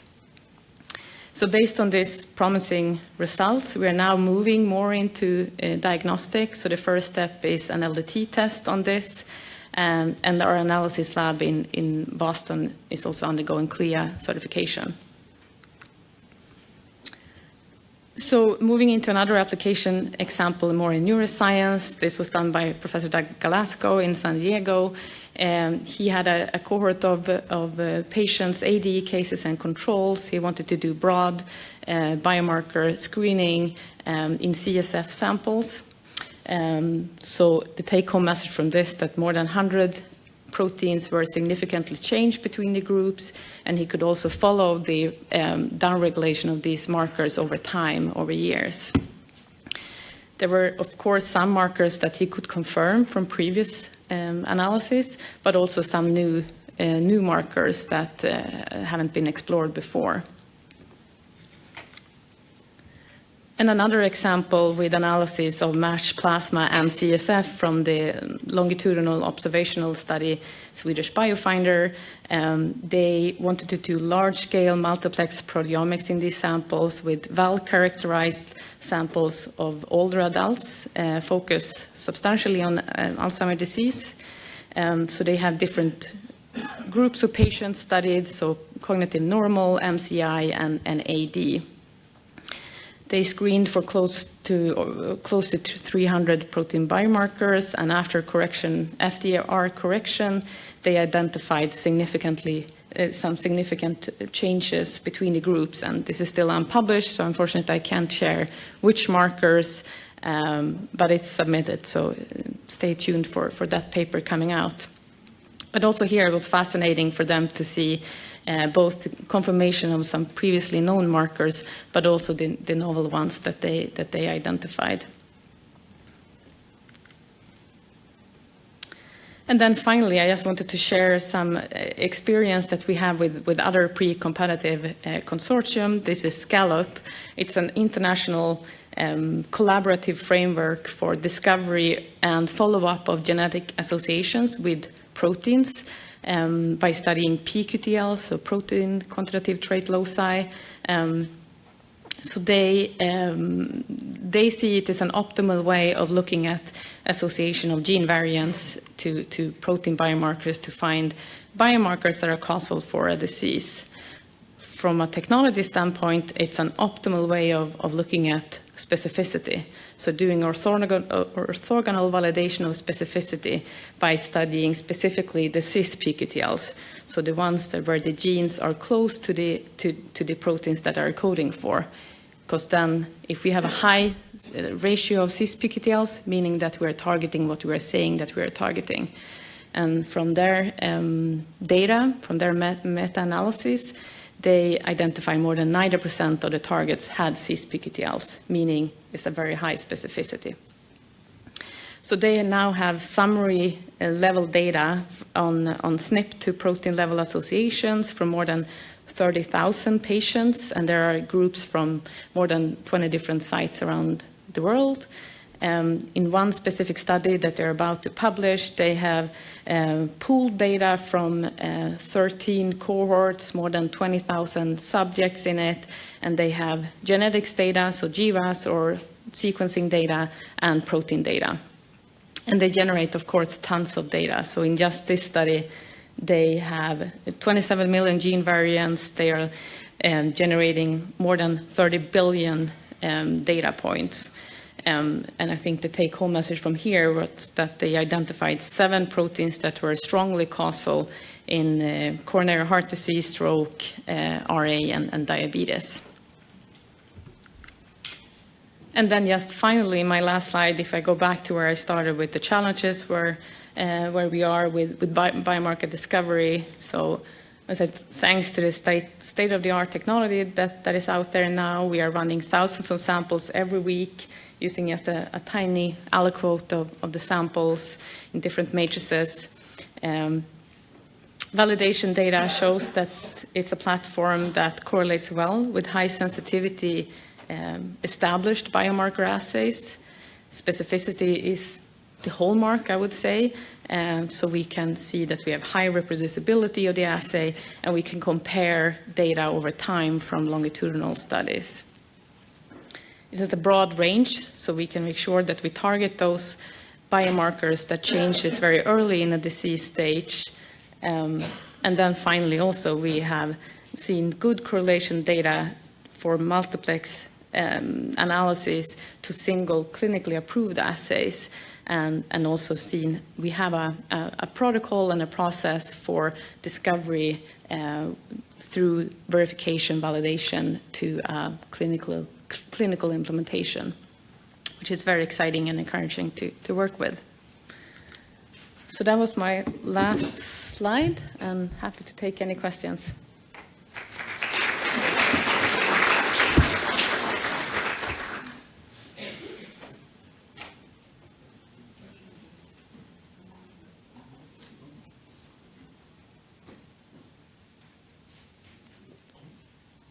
So if there are no questions right now, then we're going to have a beautiful panel discussion now. So it'll be good. Shall we all sit down there? And Bill, you have a question? A very interesting platform. So do you have longitudinal within subject data with your, I guess, your 90 proteins to give us estimates within individuals who aren't otherwise shifting over some period, maybe weeks to months, which proteins tend to vary a lot and which are relatively stable? Because, you know, the experience, I mean, the point is, and we'll come back to these general themes, but I wanted to bring it up here. Perhaps a strategy is to look for those proteins that tend to be well regulated, which mean you would accept stability, and things that just fluctuate around. Do you have a sense of that yet from this particular panel that you've put together? Yeah, so there's been a number of more wellness studies or epidemiology studies where they have been following subjects over time. So then we can see what the difference that are coming from lifestyle and diets and allergies and all of that. So it's fascinating to see how, I think the conclusion from all those studies is that every person has its unique signature, and then some parts can fluctuate, but still it's very unique over time. Even if my growth hormone could be higher than someone else, this is an example of a biomarker that differs between individuals. But every person is still unique, so that's the benefit of tracking over time patients.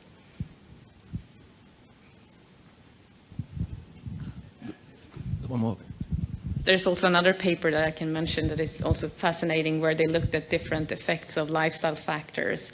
So what blood type you have, or again, diet, and also how it correlates to biological age and chronological age. So there are some more lifestyle factors that have clear effects on protein biomarker levels.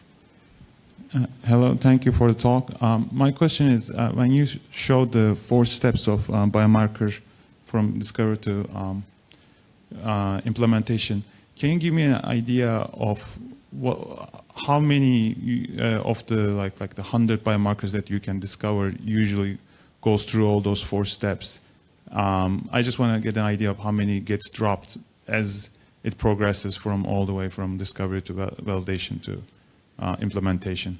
Yeah, and I should say we're still early on. So that first ovarian cancer LDT test, that's our first. We have 3 or 4 other ongoing LDT test development. But yeah, that's a great question. So if we're thinking of the discovery of hundreds or up to 1,000 proteins, normally what we identify and what we move forward with is a signature of maybe between 8 to 16. So most of the cases, it's lower than 20 biomarkers. And then I guess if we're moving closer to implementation, it's going to be even lower if you specify or define your claim even more. All right, thank you. I have a question about the cis-QTLs, protein QTLs you mentioned. What's the promise of using these protein QTLs in biomarker discovery in terms of finding temporal specificity and also subject level specificity? And PQTLs are tissue specific as well. And what do you see the future of this? Most of the analysis, the protein panels you have, did not incorporate genetic information, right? You did case control comparisons and assessed which proteins can be specifically have high specificity and sensitivity, and you extracted that. If you were to add genetic information to that analysis, would it improve your ability to discover a set of proteins which could act as reliable and stable biomarkers? Wanted to hear your thoughts. Yeah, no, I would say so, and especially based on now this consortium and their findings, and I think especially that's why pharma has such a high interest and great interest in joining this consortium, because they see it as great discovery tools for new drug candidates. They want to find the ones that are actually causal of a disease so they can target those. There's been so many unsuccessful trials, so now they are doing their homework and they are looking at genetics and associated that with proteomics, and then you require, again, a high specificity platform so you can rely on those significant biomarkers and then combine that with the genetic data that they already have. So they kind of can reuse or recycle all the genetics, all the NGS data that they have, but lay proteomics data on top of that and just focus on those causal biomarkers. But so this consortium, Gallup, they are encouraging more members to join. So it's just, you have to contribute with genomics data and protein data, and then it's everyone can join. So we should get started. Maybe each one of us could make a brief statement, if you like to. So maybe, John, if you'd like to start. Chris, do you want to make a statement? Oh, Chris, you. Yeah, so Peter sends his apologies. His schedule didn't allow him to stay for the panel. I guess one of the things that I would encourage the group, and this is not unique to you all, this is in general, that around biomarker discovery, at least for us as regulators, it's discovery for what purpose? If you don't add that piece, that you get a lot of molecules that you're not sure what to do with. Because it all comes down to if the biomarker has to be measured. It has to have a source material. So whether or not you're collecting samples from a patient population that has active disease, maybe it's severe, mild, etc. If you don't have that level of specificity of what the intent is, and you're just collecting samples from any patient, regardless of what their presentation may be, you're going to get a lot of noise. So you really have to have an intent in mind when you're trying to figure out a biomarker discovery effort. So I could sum up the 15 minutes of my talk as a simplistic vision for multimodal biomarkers, integrative and multiplex. And during the break, I received a bunch of really good questions about that. So just to stress, it's just a proposal, there's I have no skin in the game. It's just a proposal, but just hopefully a simplifying way to think about things a little bit. I think a couple of good points were made. One of the points is around the multiplex as a category. And why I didn't include a defined set and an algorithm there. Oops, that was a gaffe. That was a really good suggestion. I think that the multiplex biomarkers would equally benefit from a defined set and from a known algorithm there. So I would actually add that to the definition as well. Another question was around whether you even need multiplex biomarkers as a simplifying concept, and I would say yes, because we do tend to aggregate biomarkers into sort of we're really just paying attention to this one biomarker like hemoglobin A1C, or into a panel of biomarkers like liver enzymes. And so to me, they're kind of two conceptually different things. They can be unified in a way by an algorithm that's used to define the different sets. But I think that they actually are two distinct concepts. Thank you. I think this was a great morning. And actually quite hopeful overall.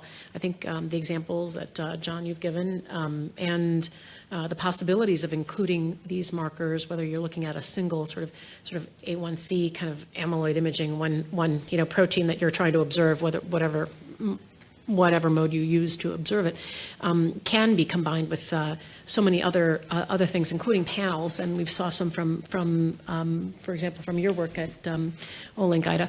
And so I'm very hopeful about this. And again, I think that the ingenious sort of paper that's come out in Brain recently from Peter, Julie, and of course an author sitting here next to me as well, and some great neuropathologists indicate that progress is being made as we observe these proteins, at autopsy, kind of trying to make sure that we work backward to understanding what they mean in vivo, and then creating a biomarker to be able to identify them in a living individual is critical, to then incorporating them into what we proposed as the framework. And then I'll have Cliff go on, and again, we'll do a tag team on that part. So, yeah, there are a few things I could talk about, but I mean, one thing I didn't have time to put slides in on is one of the questions that we were asked is why the low rate of approval of biomarkers? And I think I just wanted to point out something to people here who may not be so familiar with it, that there really is a fundamental difference between sort of the validation of an imaging versus a biofluid-based biomarker.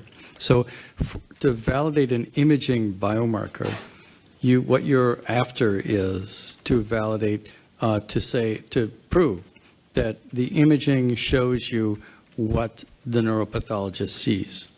And actually the validation of, say, PET ligands is fairly straightforward, because you have, for example, you have the typical way this has been done is to take an individual two ways, really. One, take an individual who has undergone antemortem imaging and who's come to autopsy, and you identify a similar area in the brain, and you do typical neuropathologic stains, and then you correlate that with the presumed identical area in the brain in the antemortem imaging. And so there's a very straightforward face validity that's shown in those kind of studies. The second way an imaging a PET ligand can be validated is by autoradiography. So one takes a postmortem slice, and then another slice, if you does typical neuropathologic stains, A beta, tau, what have you. And then a few micron and a slice a few microns away, you do autoradiography with the proposed PET ligand. And so there's excellent face validity for validation of PET ligands. And I think that's one of the reasons why people in the dementia field have so readily accepted the, say, amyloid PET and the tau PET ligands as valid biomarkers of the underlying neuropathology. It's not so straightforward for biospecimens, and but I guess I'll leave it at that. Actually, one thing I did want to mention, it's nothing to do with, well, so Hartmut-Kolb was actually there have been two, I would say, seminal developments in imaging of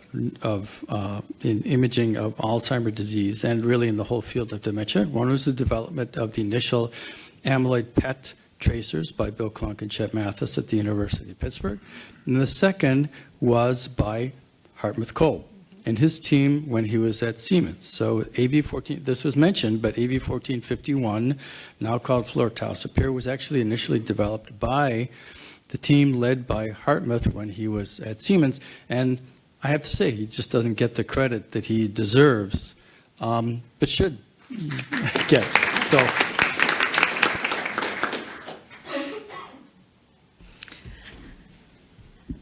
Yeah, I don't have that much more to add, but I agree with Maria. It was a great morning, great sessions, and I think it's great especially that we're all here and agree on what the needs are and talk about the solutions and moving forward.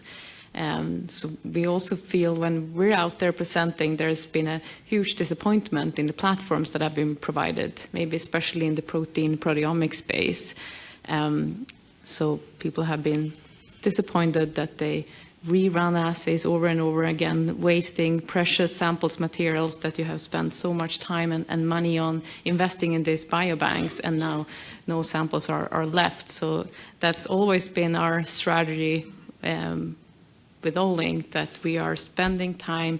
The development of the assays might take longer than other technologies or platforms, but we are spending the time on the validation, and also even if we work in the research space today, but still that we have a path forward and we have a protocol for it, because that's the optimal way, that keep the same platforms throughout the process and take your time and do your due diligence and the validation. But it's great to hear all of your talks as well, and looking forward to great discussions today. So, is my shot? Okay. Okay, I'm glad to join this distinguished panel. And as a statistician, I mean, at the beginning I got nervous. What can I do? But I think I can take shot for the question 2 and 3. And before starting, I'm trying to say what my understanding to these two questions.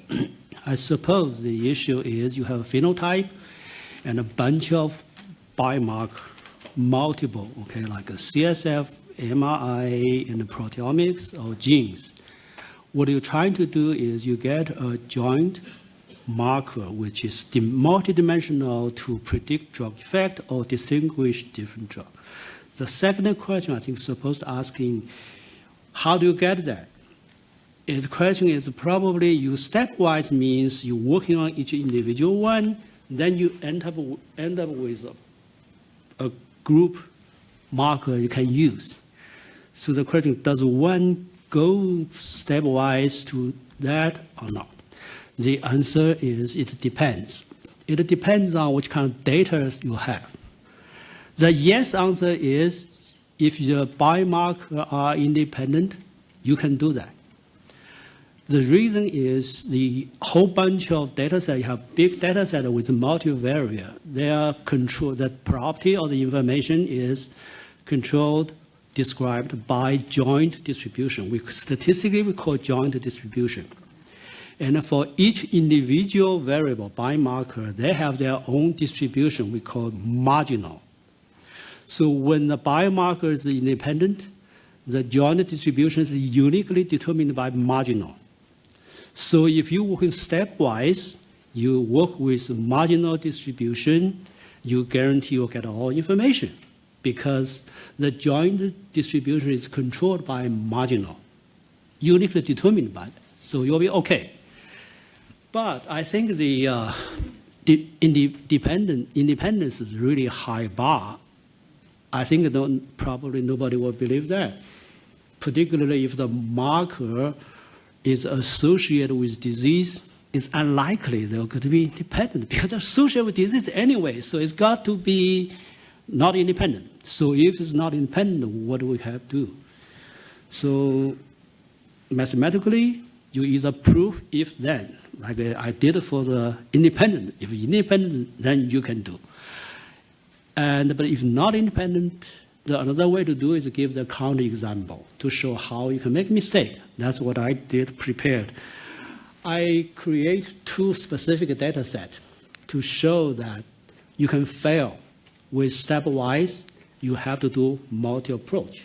That's probably also related to the third question. The data set I'm create, you create data set A, then have the 2 biomarkers, simple, X and Y.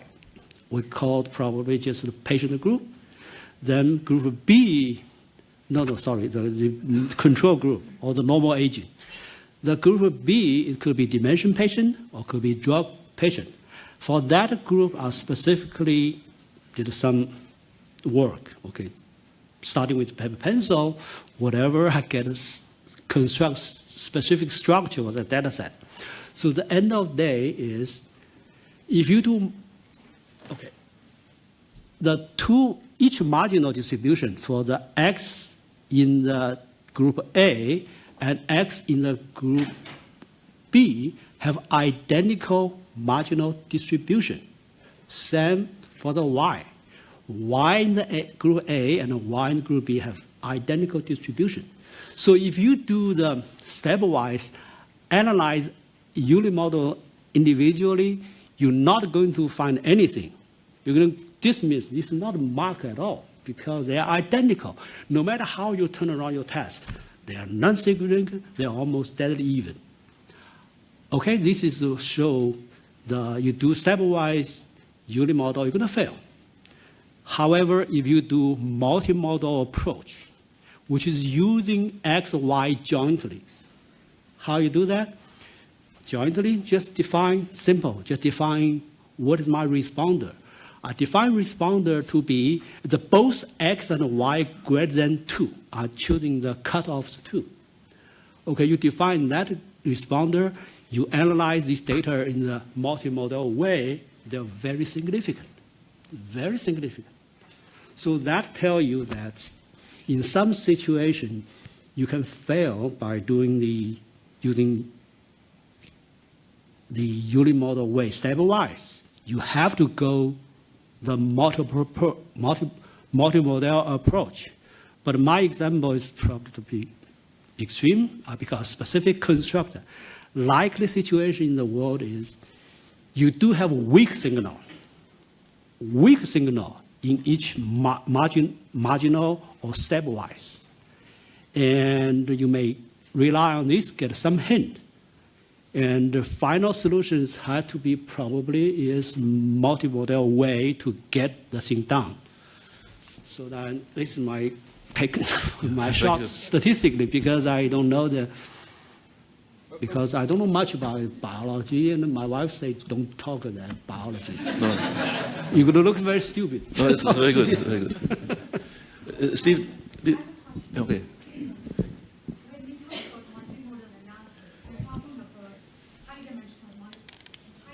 Yes.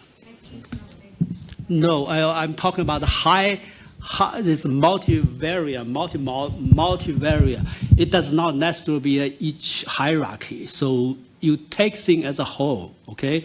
So just like X, Y, I do not treat anything as preference. I'm defining both X and Y greater than 2. That's kind of multiple approach. Excellent. Thank you very much. Steve, do you have anything to say, please? So Rosa probably wanted to save the best to last. That probably scares Chris a little bit, but it makes it easy for me to kind of be the ad and the mark that we've been successful and give you hope in doing this. Recently, in middle of last year, we had a multi-panel of markers for acute kidney injury that were approved and qualified by FDA. But as you've heard, a lot of precision that needs to go into that, a very defined context of use, of using this panel of 6 biomarkers, and it was the geometric mean of the cohort population that's used for there based on the change from baseline on threshold levels. So you hear that and you hear the level of scrutiny that needs to be in there. And when I look at some of the questions that we talk about, do you need to individually qualify each of the biomarkers? The answer is I don't think you need to individually qualify each of the biomarkers, but you certainly need to have the necessary validation, very similar to what Ida had put forward, and have that level of input for each of those individual biomarkers and then walk through the combinational approaches for doing that. And I think that's important. And even within our statistical analysis plan, we looked and compared ways to weight those equally, to unequal weighting of that type of algorithm that comes out of that and that scoring. And those are important. And you need to look at the different comparisons for how that may work for the outcome, the desired outcome that you want to have. And so I would tell you, too, that there are many tools that are out there from these learnings. A lot of times we silo ourselves, and you're hearing a lot about neuro. But, this was within our inflammation group that we've done this. But there are now, I think, a great tool that the FDA has provided by putting these documents out there publicly on the website. You can go in and see the decision tree, the decision-making backup of the data for how we came to these decisions and what was necessary to reach those decisions by the FDA and the team. So in addition, on the analytical validation, which is very important, I know that there is soon to be a white paper that's coming out that will likely be posted on the Critical Path Institute's website related to analytical validation. Subsequent publication of that work is kind of in process and coming. So these types of tools and these lessons learned to do exactly what people were bringing up, I think we have to have learnings for. I look at some of the complexity of disorders, and I think of the challenges in my space. Diseases like lupus, Sjogren's, OA, the idea that we're trying to combine MRI markers in OA with fluid biomarkers, that may be a way to measure the severity of the disease, the progression of the disease, that the fluid biomarkers on top of an imaging marker of structural change may actually augment and be a better biomarker for precision medicine of these patients. That's a whole nother level of challenge when you start combining those types of biomarkers together. So I think the way we're approaching this is the right way, and what you're getting from this group is key and very aligned for where we need to go. Thank you, Steve. And we saved the best for last. Actually, Henrik is also on the phone. Sorry. Hate to break it to you. No worries. I have listened and I agree with the comments made. One thing I find very exciting now is that we have all these wonderful cohorts and better analytical tools. That's a great combination. And I think that will serve us well the coming years. Good. I think that's my brief concluding statement, actually. Thank you, Henrik. Now we open to discussions, to questions, so please. Okay, just live. Okay, so my question is for Dr. Leptak about Dr. Stein's talk. Is that okay? To your best, okay. So he presented a slide where he talked about the various categories of biomarkers with respect to limitations of type. So, sorry, I'm Susan Catalano. I'm the Chief Science Officer of Cognition Therapeutics. So in that slide, he talked, my question was, how does that limitation of type affect the regulatory approval process?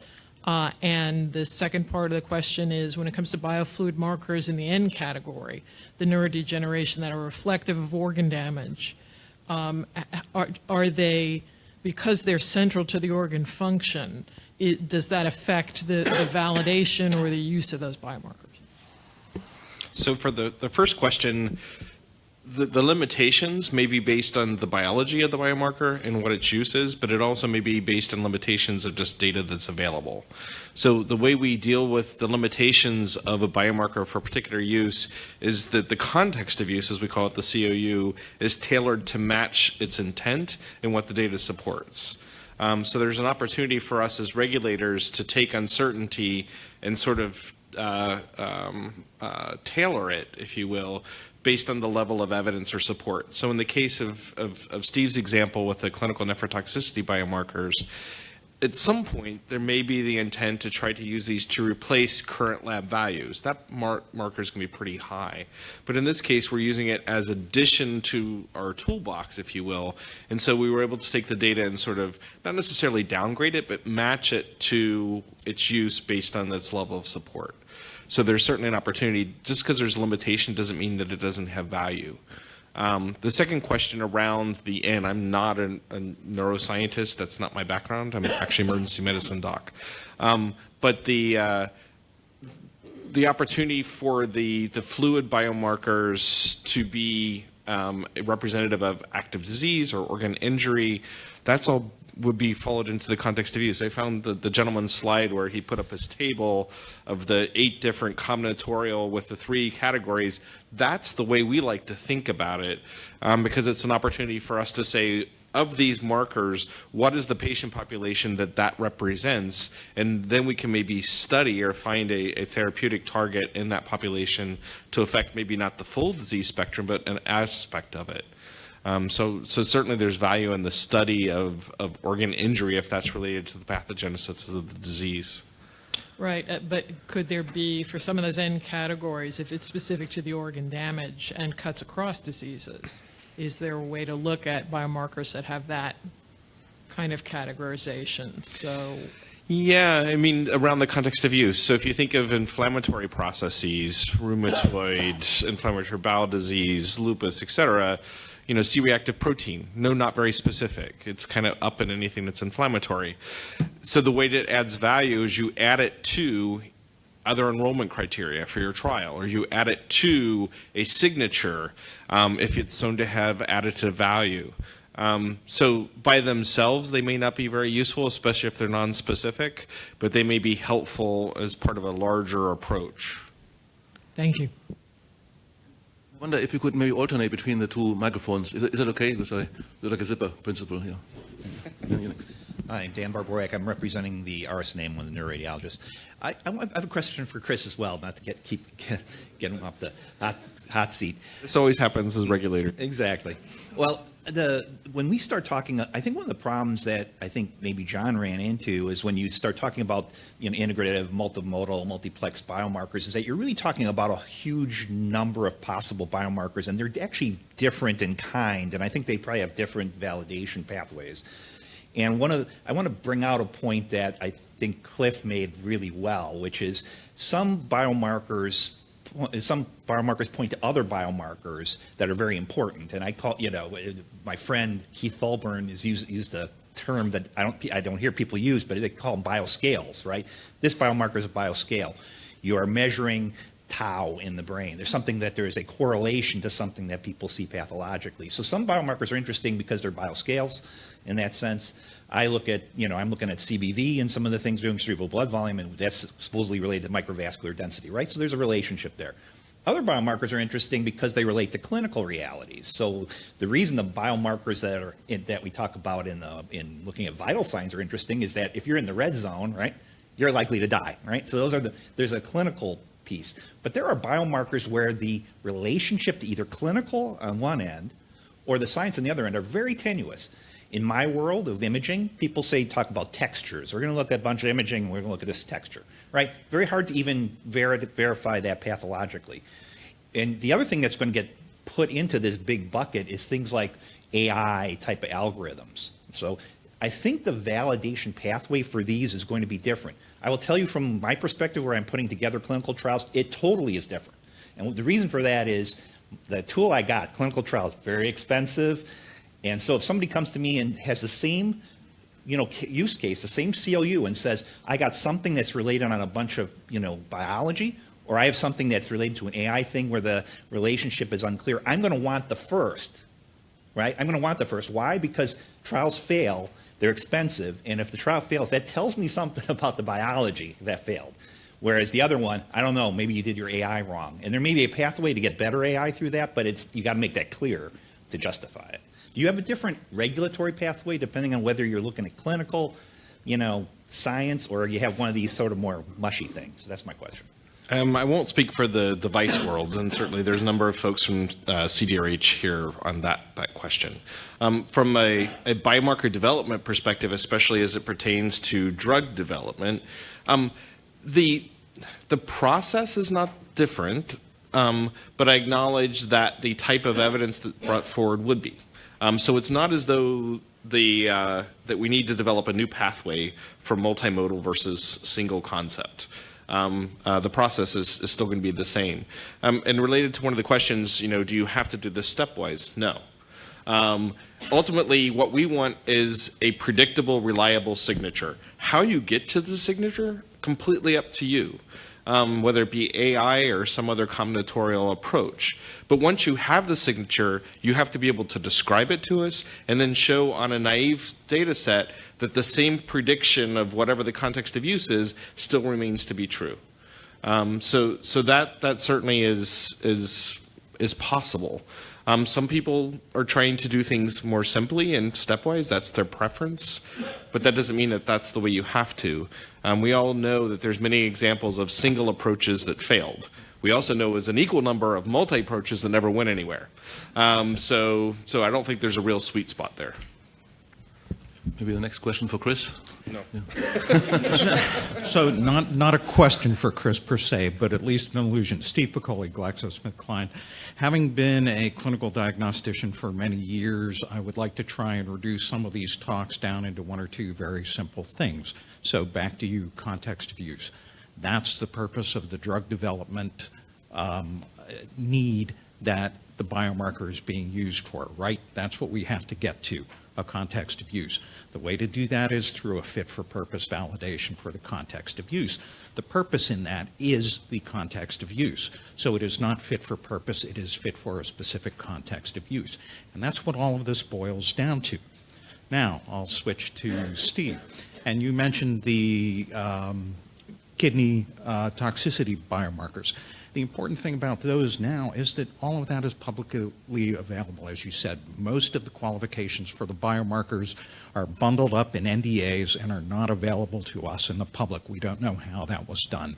Those are a roadmap to doing this. They are only one way to do it, but they are a way that has been found acceptable by the FDA to be qualified for use. And there are lots of different ways to interpret the data, lots of different ways to validate the data. And that will all be in with the thought process in the critical path white paper, again, which is publicly available. So none of this is tied up.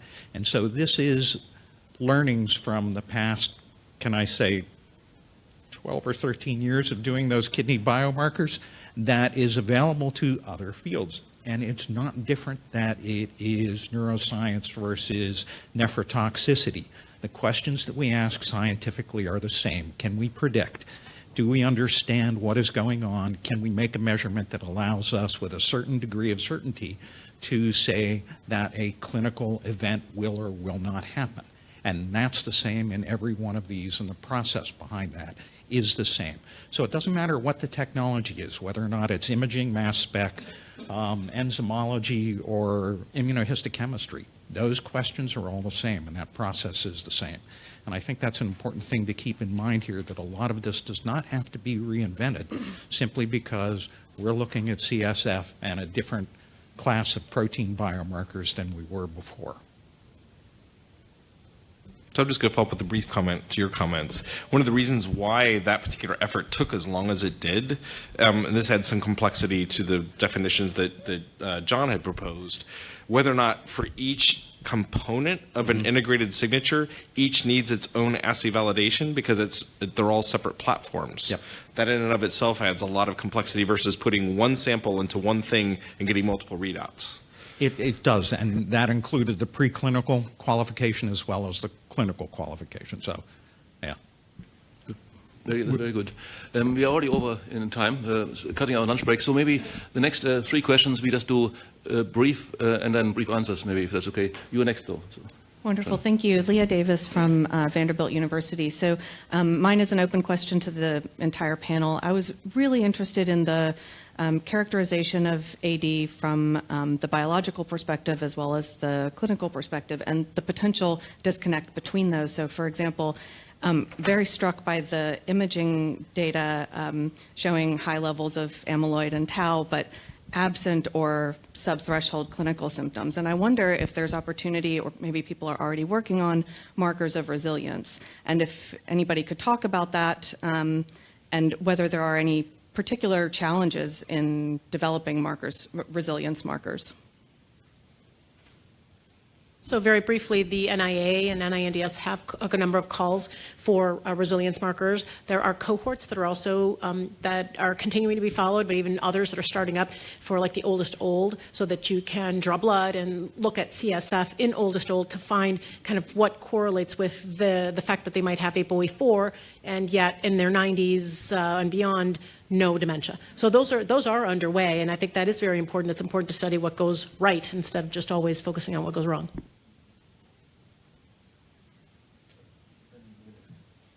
Hi, my name is Cody Garguzlu from Imaginostics. So this question is regarding clinical imaging biomarkers, vascular biomarkers. So maybe Hartmut or Cliff might have some kind of knowledgeable response for that, but anyone's welcome to answer. So the question is basically, we're developing quantitative imaging biomarkers, but in dementia, where do you see sort of, quantitative vascular biomarkers having the greatest impact for diagnosis or prognosis, regarding whole brain, structure, like the whole brain maps of structure, vascular reserve, blood-brain barrier leakage, and integrity, and, and this includes, also timing as well, in terms of, different subsets of dementia maybe, but also when is there a good time to sort of, if you have a new biomarker, where do you see you can, if you want to bring it into the, introduce it, where would you sort of, where do you see the highest value? I don't know if that's clear. Yeah, so, right, so so for cerebrovascular disease, obviously macroscopic strokes are visible on MR. That's not a problem. What is very prominent on MRI, but which does not necessarily have a good neuropathologic counterpart, is the white matter disease. So increased in free water concentration, presumably largely due to demyelination. The problem is that what neuropathologists identify as the single most important neuropathologic, neurovascular phenomena that underlies cognitive impairment is microscopic infarctions. So these are microscopic infarctions that are a few microns in diameter. Now, the realistic spatial resolution of in vivo MR is never going to capture those things, if for no other reason than brain pulsatility itself exceeds the dimensions of a microinfarct. So people in our area are really looking into some of these other more advanced MR techniques, particularly diffusion, with the advance of the ability to do so-called B shells. I'm sure you're familiar with it. Multi-B shell imaging, advanced diffusion imaging techniques as potential biomarkers of microscopic infarcts. But the ability to actually visualize something that's 3 microns in diameter, it's probably never going to happen in my lifetime. But Sure. But on the other hand, the focal abnormalities that are seen as white matter hyperintensities are also known to be, a result of a diffuse phenomena that occurs before, the white matter hyperintensity appears of the vasculature. So, for example, if you have a voxel of 500 micrometer size, you may not be able to say exactly what's happening on the micro scale, but you can say, maybe there's 3% blood in this voxel where there should be 3.5 or something like that. So if we can make real physiological measurements, assuming that, where would you see the value is sort of the question. But sure, but that's that's where neuropathologic imaging correlations will have to play a role. Yeah, I also agree it's in the vascular. Yeah, and I think that also depends on how sensitive you want to be, right? Because, for example, the SPRINT study showed, white matter hyperintensities, and that's just a very sort of global, massive kind of, indication of a biomarker, what that underlied, I think, what we saw in the clinical presentation, which was the cognitive reservoir, the savings of cognition when you were using, these blood pressure medications to get blood pressure down to 120. But ultimately, if you want to get to that really granular and incredibly sensitive stage, you're going to get to that you're going to need that micro level, and we just don't have that technology right now. Yeah, and then we need well-designed trials and study it to get the data right. And once, yeah, that's what is required in the end, the data. Oh, okay. Yeah. Yep. Thank you. Good. One last question, sorry. It'll be quick.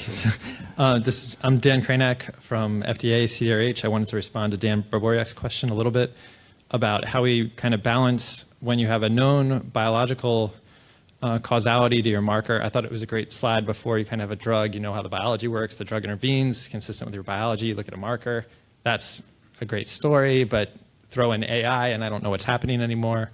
And the way I think about it is when you have more biological plausibility, meaning your markers linked more to the known understanding of the biology and the pathophysiology, you can sometimes accept more uncertainty in the rigor of the validation. But when you have less certainty about the biological plausibility, in general, we scale up the rigor of the expectations for the strength of the validity because you can't rely on your biological understanding. So that was just a question. A question to the panel, if they want for time, is how do you handle situations where you have imperfect reference standards or extremely difficult reference standards as described in the Alzheimer's disease space when you're looking to validate these types of, especially multimodal markers? Thanks. Henrik, did you hear the question? Yes, and it's a very important one. Of course, there are different ways of establishing the reference standard, and sometimes the clinical criteria can be used, but of course, depending on what types of biomarkers there are, one would often like to relate this to neuropathology.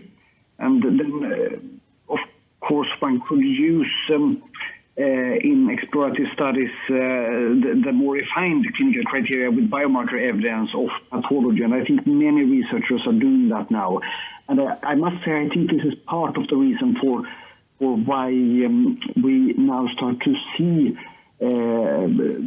more biomarkers, because I think, for example, the biomarker supported clinical criteria make the different groups more homogeneous, and it's easier to find novel markers. But I would say that one should, as much as we talk about context of use, I also think we should talk a lot about the reference standard with what we compare, and it might be different in different discovery projects, and it might also be different when potential novel biomarkers are validated. But definitely, biomarkers that are supposed to reflect a disease process going on in the brain tissue need some kind of validation in regards to neuropathology or surrogate. Well, surrogate is not the right word to use when in regulatory words, but some kind of other marker of what is going on in the tissue. I think the other thing to mention in the context of your question, Dan, is therapeutics and potential therapeutics can be great probes when we don't have the gold standard, but we do have good molecular hypotheses that actually can become it's a little bit of a snowballing phenomenon, but it can actually result in learnings. Good. So I think at this point we are out of time. We're about 15 minutes behind, which is no problem because we just have a shorter lunch break. And, so we have lunch at the Linden Oak Room down the hall. And we should be back here at 1 o'clock or between 1 and 1 or 2, please. Thank you.